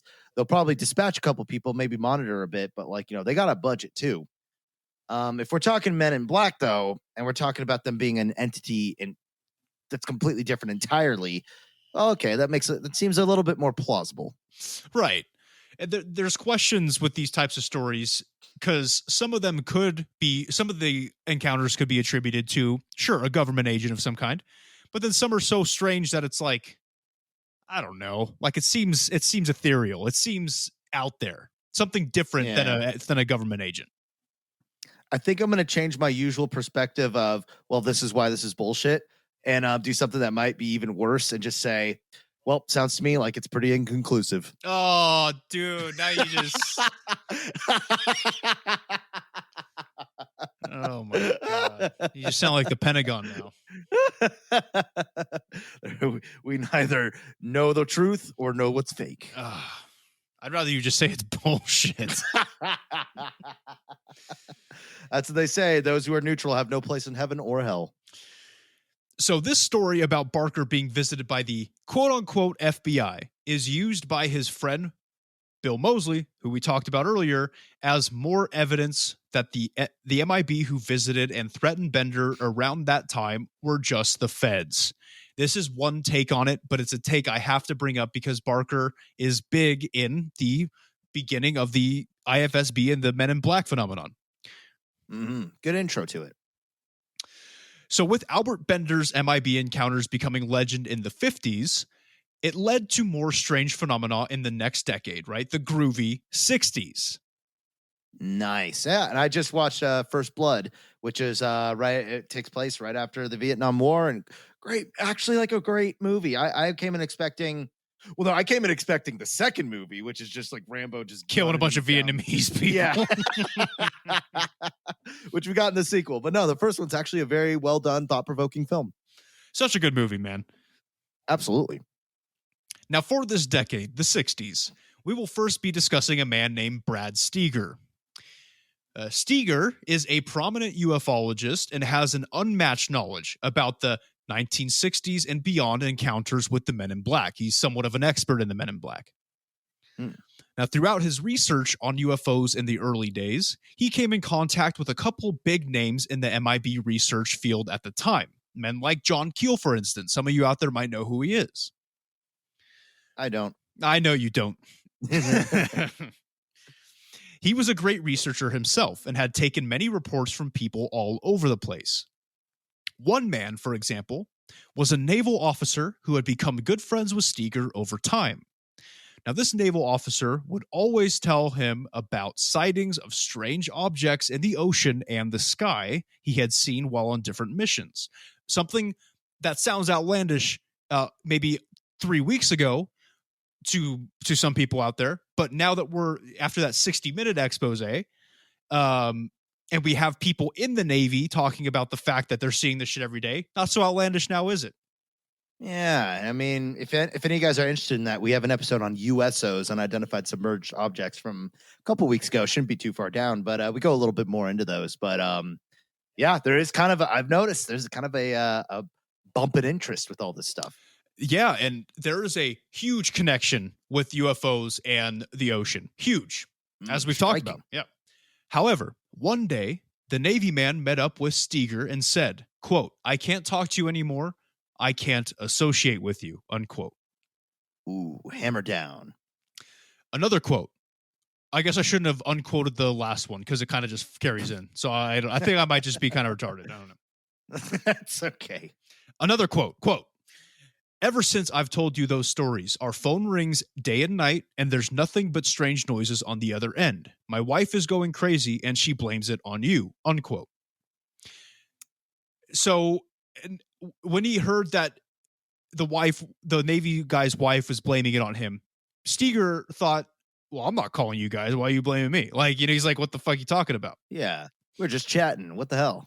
But what they meant is basically what had been happening is that this naval officer and his wife were being harassed by unknown people constantly, and they figured that it was because he was telling Steger all this shit about UFOs that and all the stuff he'd been seeing.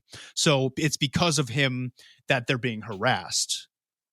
Which I guess could make sense because Navy has the equipment to monitor these types of things, and whereas Steger's just a guy, right? Yeah, well, Steger's just a UFO researcher, He's just like a guy being a dude looking at UFOs. He made a friend with a naval officer, and all of a sudden, and the naval officers told him all kinds of stuff. Now, all of a sudden, he's cutting off contact with Steger because him and his wife are being harassed. Yeah, if we're talking MIB doing this, then it's probably because he is a Navy officer and his word holds a little bit more weight, whereas Steger can, be on his soapbox and bark about whatever he wants. Right. Exactly. Interesting. Motivation. That's the motivation of the MIB. They're not going directly for the researcher yet.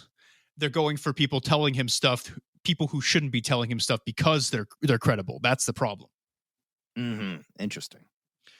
Now, Steger goes on to say that this isn't the only time this has happened with his friends and informants. Basically, them telling him these strange things and then them becoming so harassed that they broke off contact with him. I don't want to say was a regular thing for him, but it happened a couple times, like a few times. Happened enough to raise an eyebrow. Right. And now there was another notable situation that Steger found himself in, along with another UFO researcher and his fiance.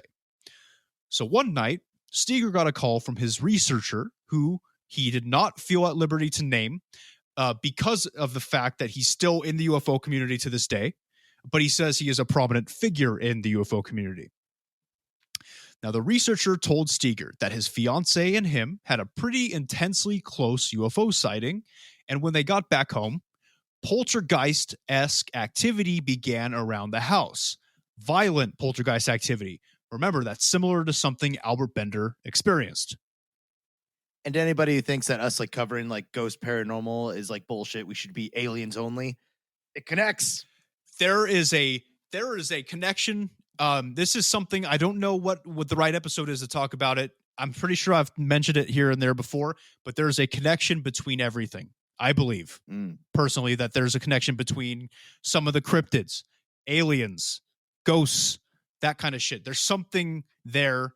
Maybe it's all the same shit. I don't know.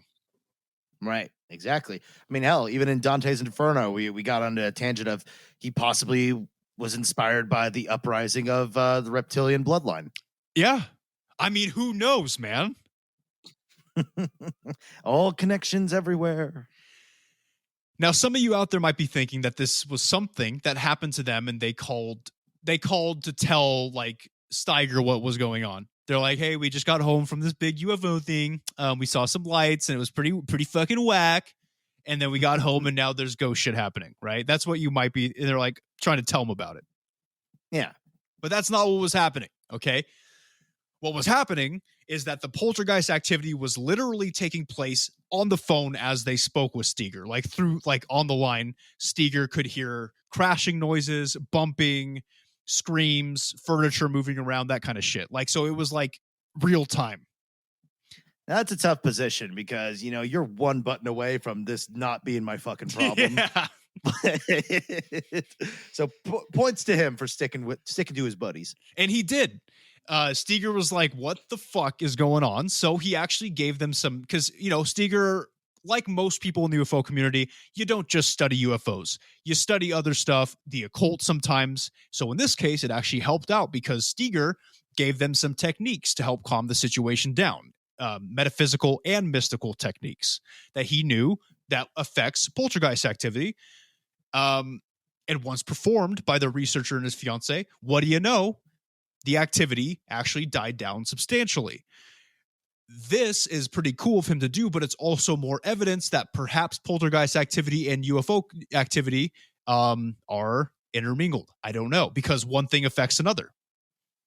Interesting. So that's a big point with the MIB that I think we're getting into is that there's the overlap of like whatever they might be something either in between, or it's more of like aliens themselves or whatever the MIB might be are in fact what's causing poltergeist activity because of what they are. And it's not necessarily human ghosts. And that's also why I know there's certain cases of like poltergeist ghost story activity where it's really erratic and strange and inhuman and stuff. So yeah, interesting. Exactly, man. There's connections.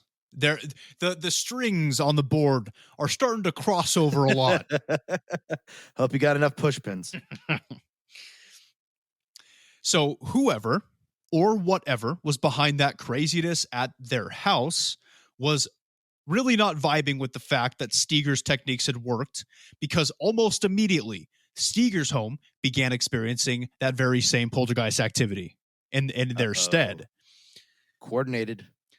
Now, straight from the horse's mouth, quote, right after I hung up the phone, my office just became alive with something, and there was a large crack that just appeared in the ceiling.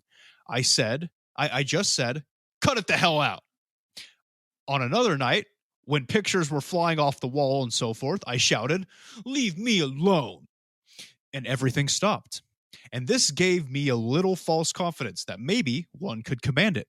Or maybe this was just a nice tactic to lure me into an even deeper situation, unquote. All right, we're getting on the heels of a superhero origin story. Yes, he's like, leave me alone. But then he learns he can command. That's a cool superhero. A superhero who doesn't have like ghost powers, but can command ghosts to do his bidding. Yeah, that's true. That's very true. I like it. Now, despite all of this, or perhaps because of it, Steger continued to get more UFO reports from people he knew.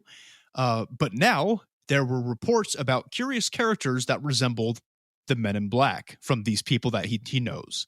So before I get into an example, I will say that these people he knew are now starting to become visited by the Men in Black.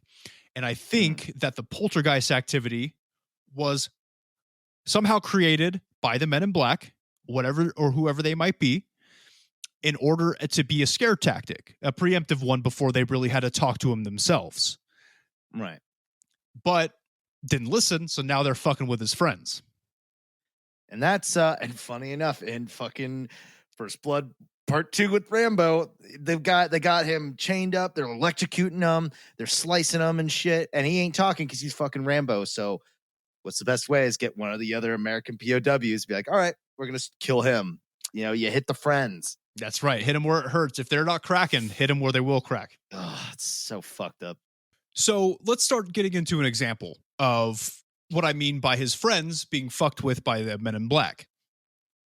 So one of his UFO investigator buddies, who Steger says, by the way, is one of the toughest son of bitches he's ever known, okay, was completely shaken when he would be constantly visited by strange individuals trying to threaten him into ceasing his UFO investigations and communication with Steger.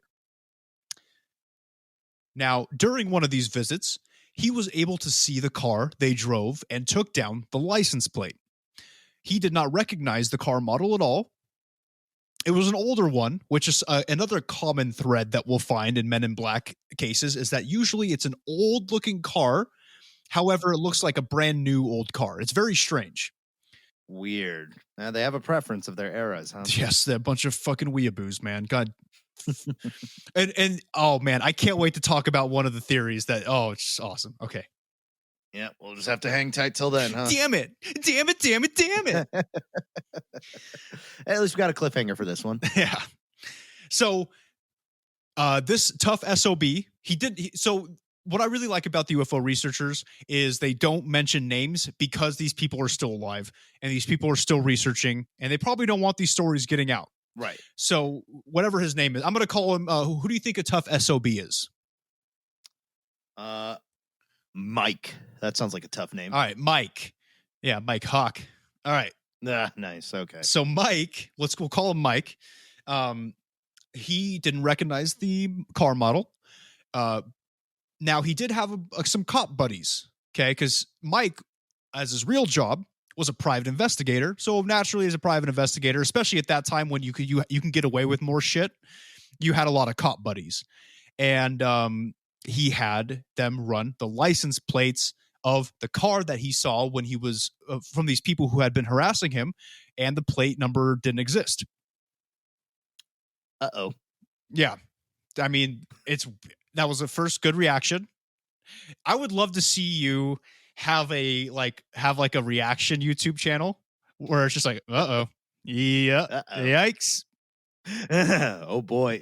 And like the new Resident Evil would be like, gee willikers. Spooky. Uh-oh. That's a scary part. Oh, no. I would fucking shut it off after 3 minutes and then promptly delete the channel for making me play horror games. Look, man, I've played most of it so far. It's the same as 7, man. Some of the things are just kind of like annoying, like not super hard, but like kind of hard to the point where it's like it takes away from the spooks and it's just like, oh fuck, can we get on with this already, you know? Yeah, that was a problem because we played through 7 a little bit, and like the spook, like you said, they kind of wear off after the first part of the game, and once you're used to it, it's kind of just like now it's just kind of a tedious puzzle game. Yeah, exactly. So I stopped playing it. I'm playing Destroy All Humans again. So It's a good one, and in season. It is. But really quick, in Resident Evil, did you get to the puppet lady? I don't think so. You would know. Supposedly, it's the creepiest part of the whole game. No, I didn't. I pretty much played. I pretty much went to Vampire Lady, and then I was like, all right, well, I'm done. $60 well spent. I got what I needed. I was like, wow, these graphics are really good. Yeah, nice. Or like, there's the mod where you can get a fly swatter and just like slap her in the ass with it. Oh man. So anyway, so Mike, the guy we're calling Mike, had no idea who the fuck these people were, but they were men dressed in black harassing him, and the car didn't exist that he knew of, and neither did the license plate. One more example. One last story told to Steiger.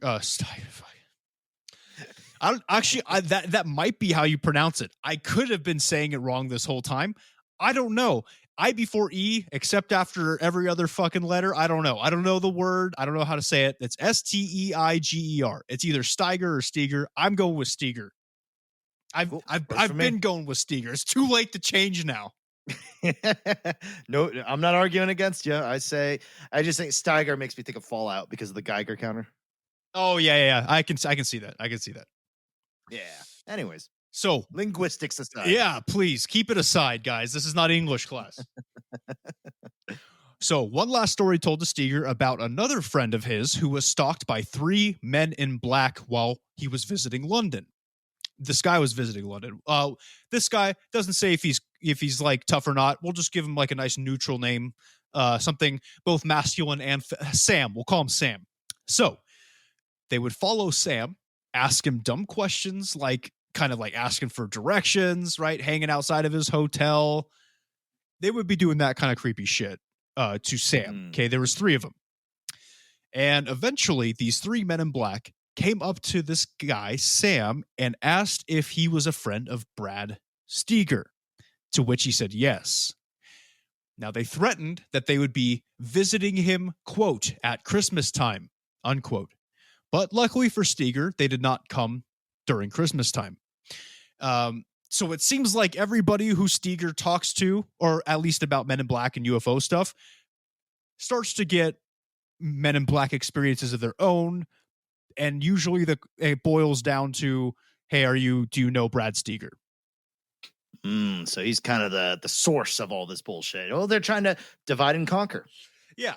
And that's why so many people have stopped communicating with him, because they're being stalked by Men in Black because of this fucking ass. Well, I mean, he's not an asshole. I got excited. I'm sorry. Because of Brad Steger. Yeah. I mean, if I was in that position, like if we were doing this podcast and every time you read fucking Latin, a demon shows up at my desk to stare at me while I sleep, well, I would question my position. And I would not blame you for ending the friendship, although I would be saddened. It would be a very sad situation, but so just don't fucking read Latin. How about that? Dominus. I don't even know what that means. I was gonna say that sounds like some fun Monty Python Holy Grail, like slapping your face with the board. I watched that movie once, and I don't get it. That's kind of like, if you're not used to British humor, you kind of have to watch it twice. If you're used to British humor, you'll probably get it the first time. I was just baked, though. That was an experience. Really living your full California fullest. Huh? I hated it, man. I hate smoking weed. It's the worst. It's not for everybody. Oh, and I should mention real quick that these 3 men in black, the ones that were stalking Sam and asking about Brad Steger, they were described by Steger's friend as being Asian in nature, right? So now, not only are we dealing with the Men in Black, but we have to deal with fucking weeaboo Men in Black, like otakus or what? No, that would be if they're not Asian, right? We're dealing with just some straight up Asian Men in Black. No, weeb is if they're white. If they're an otaku, that's just like you're just a fucking anime nerd in general. So that could be anybody. Yeah, but how does it feel to be represented, man? Well, first off, they didn't say what kind of Asian, because I guarantee you Steger's friend is a white guy. He can't tell the difference between Chinese, Japanese, dirty knees, look at these, all that shit, right? Oh my God. Yeah. But to be represented in the Men in Black field, I'm a little ashamed because I don't support the Men in Black. Right. So bit of a depressing reality for you, huh? Yeah.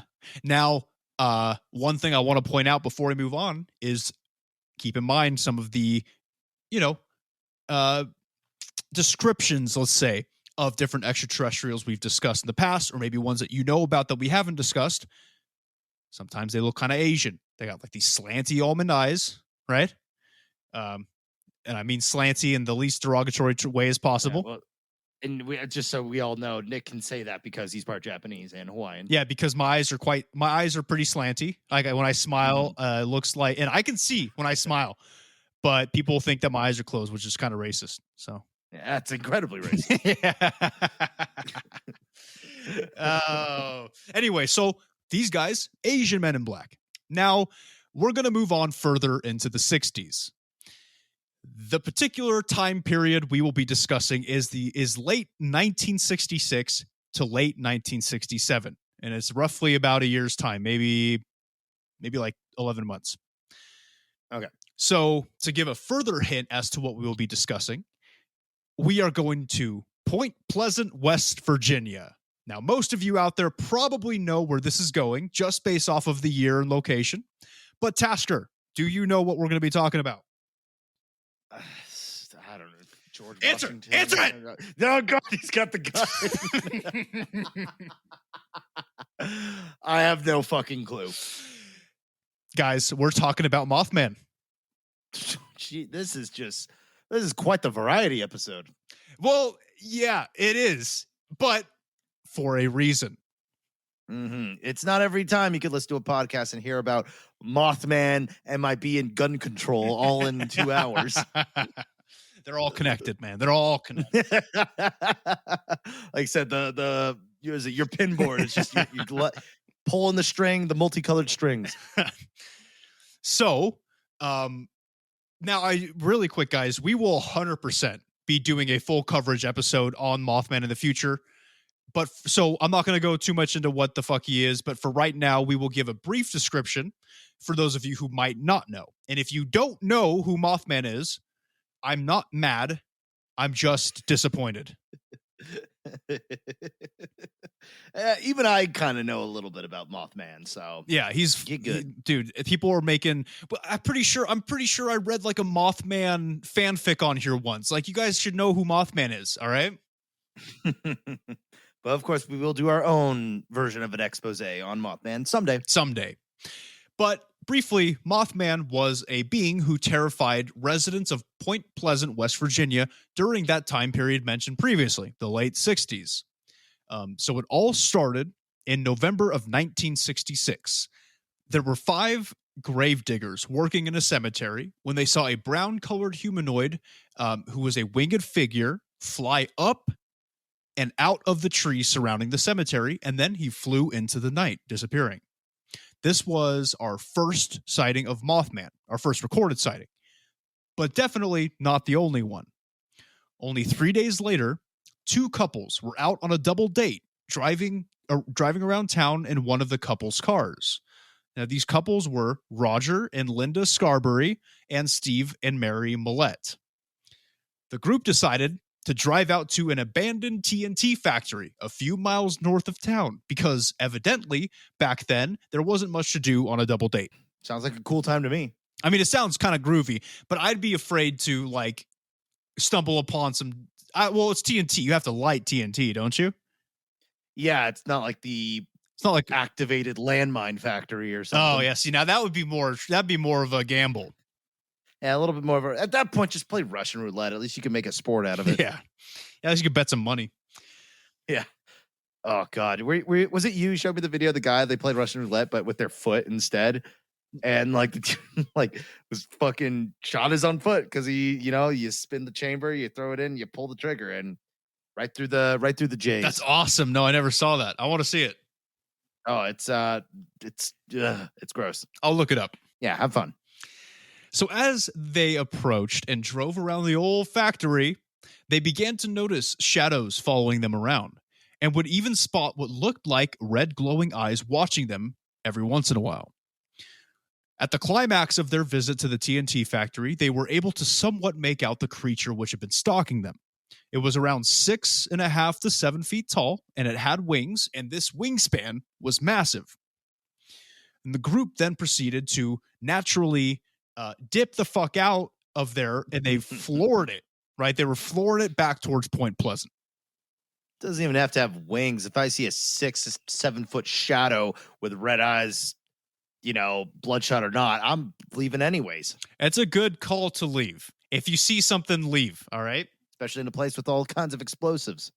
Yeah. Now you're just being, if you stay, now you're just being foolish. That's some white people shit, man. That's some just irresponsible actions. So they were driving at high speeds down the highway, but freaked out because the creature they saw was in the air, flying and keeping up with their vehicle. It would literally follow every move that they made in the car. I was actually thinking about this the other day because, as kids, we play games like, tag or cops and robbers and shit like that. And it's fun. But playing games as kids is actually very pivotal in, learning actual like real life skills like team building, collaborating, working with others. In a weird way, playing tag and being pursuing each other like that is actually helps to like, grow that instinct of how to escape pursuers. But we, as humans, we teach our kids to do that as like a game. And it's just crazy how it's like, when we see like those gifts or like those things that scare us the most, a lot of it is the pursuit, a predator pursuing you, because that's just such like a primal thing. And I don't know. Sorry, that's kind of a little bit of an offbeat, like kind of direction here, but nothing scary. It's scary just to just see something 6'7" watching you. Even worse when you leave and now it's keeping up with you. Yeah, in a car going about as fast as it can down a highway. Ugh. Now it pursued them until they hit Point Pleasant city limits. At which point it disappeared, and they made their way to the sheriff's office to report what they had seen. Now, this was a small town. It still kind of is a small town, but this was a really small town at the time. And the kind of place where everyone knows everyone else, including the deputy on duty that night, Millard Halstead. So Halstead took their story seriously because, well, he knows the couples. They had no criminal records. They're pretty average folk. They're nice people, but they were hysterical and told him everything that they saw. And so he took the sighting seriously. Now, more and more sightings took place over the next couple months. And I'm kind of doing this fast forward thing because we're saving shit for the episode, of course. Right. But the sightings of Mothman were making headlines at the time, and citizens were told to stay out of the TNT factory after dark, like for realsies. Now, all of this came to a head on December 15th, 1967. On this day, like most of you Mothman fans out there probably know, Point Pleasant Silver Bridge failed and collapsed into the Ohio River below. And this terrible tragedy took 46 lives that day. Oof. After the collapse of the bridge, Mothman sightings ceased to exist. And some people claim to have seen Mothman minutes before the collapse of the bridge. So some people think that Mothman might be an omen of bad fortune or tragedies about to happen, but it doesn't really explain the many sightings of them just like terrorizing people, we can talk more about that in the episode. Anyway, so why are we talking about Mothman on an episode about the Men in Black? Yeah, it seems completely unrelated. Yeah, I just wanted to sneak this in. Let's move on to the Men in Black. No, can you imagine? Even I'd be pissed. Come on, man. No, I swear, there is a reason, okay? Throughout the duration of the Mothman sightings, from when he first appeared to those 5 grave diggers in November of 1966 to when the Silver Bridge collapsed in December of 1967, the Men in Black were actually making their usual threatening appearances around Point Pleasant.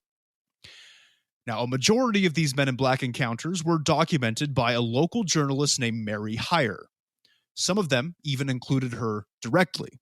In January of 1967, while the Mothman sightings were still coming in hot and it was kind of like full swing at that point, Heyer was already tracking and documenting strange occurrences about Mothman and surrounding phenomenon, including, UFOs, because there had been a lot of UFO sightings around that time too, and, of course, the Men in Black reports.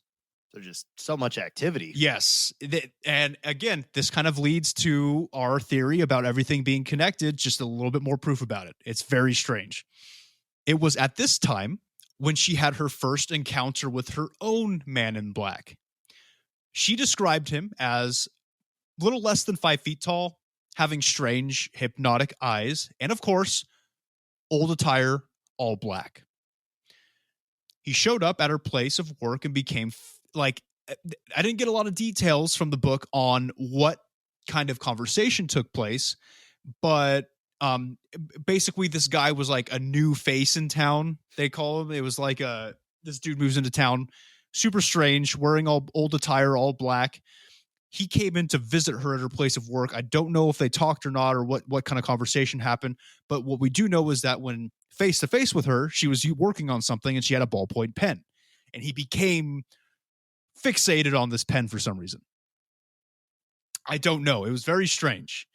So Hire kind of offered the pen to him for him to keep, and he just kind of cackled, like he had this weird cackling, like evil laugh, and then just like that, yeah. And then he just left. He just like dipped and disappeared. Like when he left through the door, he disappeared just as quickly as he appeared to the door. That's an odd. As someone who's worked at like retail or a job like that would be a very strange story to have. Nowadays, we could just blame that on meth.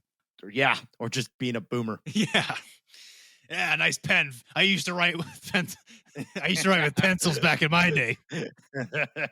Fucking nerds, it had real lead. You know, the kind that turned us into serial killers. So it was really strange first encounter, but she didn't really think much of it. You know, maybe like a retard moved into town or something. Like, who knows? A special needs person. A special needs individual. I'm sorry. I was gonna say, you can also say handicapped. That's another fun one. We're trying to sweeten our rhetoric a little bit. I'm just so against it, man. I'm so okay. Fine. I'll say mentally challenged. Mm-hmm. An experiencer of mental retardation. There you go. See, I can still say retard. Yeah, exactly. So, we can find a middle ground. So she continued her work on the Mothman sightings, the UFO sightings, and the Men in Black encounters, compiling all this basically because she's a journalist and she was probably the one getting it to the headlines. Mm-hmm. Now, over the next few months, she had more encounters with these strange men. Later that year was the most notable one, though. There were, again, 2 Asian-like men in black. Asian-like, okay? Because I'm telling you, I'll wait to talk about my personal theory. Okay. It's just a bunch of Asians, man. It's just just Asian folks just infiltrating. I don't like that you're talking about this so much. They just really just don't believe in aliens. Just took it upon themselves to shut them down. Oh man. So anyways, these 2 men in black were, again, black suits and black overcoats. They came to her place of work again and began talking to her about UFOs. And again, this is another subject that she was pursuing for her journalism, the UFO sightings that were taking place around Point Pleasant at the time. Now, one of the men said that there were a lot of UFO phenomenon taking place around Point Pleasant, and she was like, yeah, there is. That's kind of why I'm doing this. But once she agreed, they began asking a bunch of questions. So one question was something along the lines of, did anyone tell her not to publish any details of the activity in her work? Like, basically say, did anybody come up and try and shut you down? Okay. And Hire was like, no, nobody's tried to shut me down yet. And then they asked her, how would she react if someone did threaten or warn her to not publish any of this? To which she heroically, in my opinion, replied, quote, I'd tell them to go to hell, unquote. That's when journalism had fucking balls. That's when it had integrity. Yeah, there's a lot of spinelessness going on in the current state of things. Yeah, now we got BuzzFeed articles about manspreading, and I can't fucking handle it. Yeah, ladies, let me explain to you why we manspread. All right? I don't know if you guys have ever gotten with a man before, but there's something between our legs called balls. Okay. And now when our legs are too close together, these balls get fucking crushed. Okay. So if I'm spreading my legs, sorry, I'm trying to preserve my children. All right. It's an evolutionary thing. We do it because it took thousands of years of perfection to figure this out, to do it automatically without even thinking. Yeah, I'm not trying to do it to suppress you in any way. I'm not trying to make sure that you can't rise up in society. My balls hurt, all right? Damn. We're just trying to keep our species alive. What's wrong with that? Oh my goodness. Oh my. All right, I'm just mad now. Let's move on. I'm just pissed. Yeah. Well, I'm glad you were able to. You feel like you're getting a lot off your chest today. I am, dude. I'm feeling good. I'm feeling a lot. I felt like a lot of pent up energy lately. Light as a feather now. Hire looked back at her work on her desk while they were having this conversation because the men in black who visited her glanced over at the paperwork. And this paperwork was the shit that she's been working on for like the Mothman and Men in Black stuff. So they looked at it. She looked back at it. And then when she looked back at them, fucking gone. They disappeared. Ooh, they Batmaned her. They Batmaned her hard, just like out of nowhere. And that's a common occurrence, as we'll see the next episode with more cases. That's a very common occurrence with the Men in Black, man. They literally disappear into the ether. Weird. So there is an obvious connection between the Mothman sightings, the UFO sightings around that same time, and the Men in Black harassing people in Point Pleasant during those sightings. Now, we can speculate right now, but once we get into the theories surrounding the Men in Black, we can find a connection between them and cryptids and the paranormal. Like Tasker and I have been saying this whole fucking time. Everything's connected. Yeah, this whole subject is more of like a glue, more so than I pictured. Because I thought we were just talking about creepy eyebrowless weirdos, but like, yeah, I do think that's a really interesting. Like, this is sort of like the intersection of a lot of different things, and a lot of it is because if the Men in Black shows up, there's something bigger picture happening, and yeah, Mothman's been included, ghost, paranormal, poltergeist. So that's very curious. It's strange, man. There's a lot more to the Men in Black than even people who know about the Men in Black would think, right? Like I consider myself to be like amateur researcher of this kind of shit. I know a little bit about the Men in Black. I've known about the Men in Black, but after reading this book, I know a lot more about the Men in Black, and I see how fucking massive it's like its own universe. The way that this shit operates, it's very interesting. Yeah, I mean, I could say you're in a position where you know more than the layman would. Like, you have a little bit more of a higher detail level of information on it. So take that level of reliability as you will, I suppose. Yeah, but that being said, given that, even I'm learning stuff that I never thought was possible because of it's like a vast universe for the Men in Black, man. It's crazy, and it's something that we should be afraid of. People like me, people who research this stuff. I don't know if I'm going to get a knock on the door in the middle of the night with 2 or 3 dudes that look like they just came out of like a 1940s like mob bar. I don't know. So are we saying that Men in Black is like the MCU, like Marvel Cinematic Universe of just all paranormal? Maybe. They might be like and this is something that we'll talk about on the 3rd episode, but they might be like the referees of all this shit. Like Agents of S.H.I.E.L.D. or whatever. Yeah, man. Curious. But that's it, guys, for this first episode on the Men in Black. I hope you guys learned something. I hope this is starting to make you think, maybe second guess that next research you're doing on a UFO case. Be careful. Be fucking careful out there. And if you're still thinking of Will Smith, did you even pay attention? Like, at this point, that image should be long gone. Yeah, please. Now, I implore you guys, I've become paranoid now. I am deathly paranoid after reading this book. I'm still researching because I do that and I do it for the podcast too. But guys, be careful. Be very safe if you're doing it. VPN, Tor browser, do what you can. I mean, but technically, if they're extraterrestrial in nature, I don't think a Tor browser is going to stop them. Okay, so no. Yeah, fortunately, we have a lot of experience working on the Count Chocula episode with all this like protective methods of researching and stuff like that. So we're doing the best we can to keep our safety. Of course, obviously, Count Chocula episode's coming out soon. It's it's going to be great once it comes out. It's so gonna be close. a big event. We're so close. It's going to be great. So Yeah, we're chipping away at this, but obviously we kind of have to put it on the side because MIB is a similar danger level for Nick, at least. I mean, I think you're in the best possible place to do it, middle of nowhere. Middle of nowhere. I'm fucking strapped now. Come and get me. Come and get me. Was it that meme from Always Sunny? And then I started blasting. Yeah, dude. And look, if I get a knock on the door in the middle of the night and one of two people show up, it's Count Chocula, or if it's somebody who resembles the Men in Black and I start feeling sick and queasy, I'm just gonna start blasting. On site, dude. Well, wonderful opinions we all shared today, and hope you guys keep joining us for the ride. Episode 2 will be coming next week, and then episode 3 after that.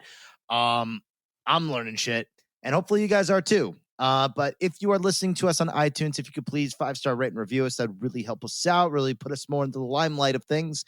Spotify, we are on there too. You can click the follow button, get updated on when we release new episodes, come every single Wednesday. Instagram is at CEOTPK. Our YouTube is Close Encounters of the Podcast Kind. Twitter is at CEOTPK1. Facebook, Close Encounters of the Podcast Kind. You can email us at ceotpk1@gmail.com. Our Discord is discord.gg/lowercase b, number 6, capital C, capital T, number 5, capital M, capital X. All these links above can all be found on our Facebook. If you just want to click instead of typing stuff in, don't blame you. I would do the same. If you feel the need to donate to us at all, we do have a coffee, ko-fi.com/CEOTPK. Nice. But we really just love you guys listening.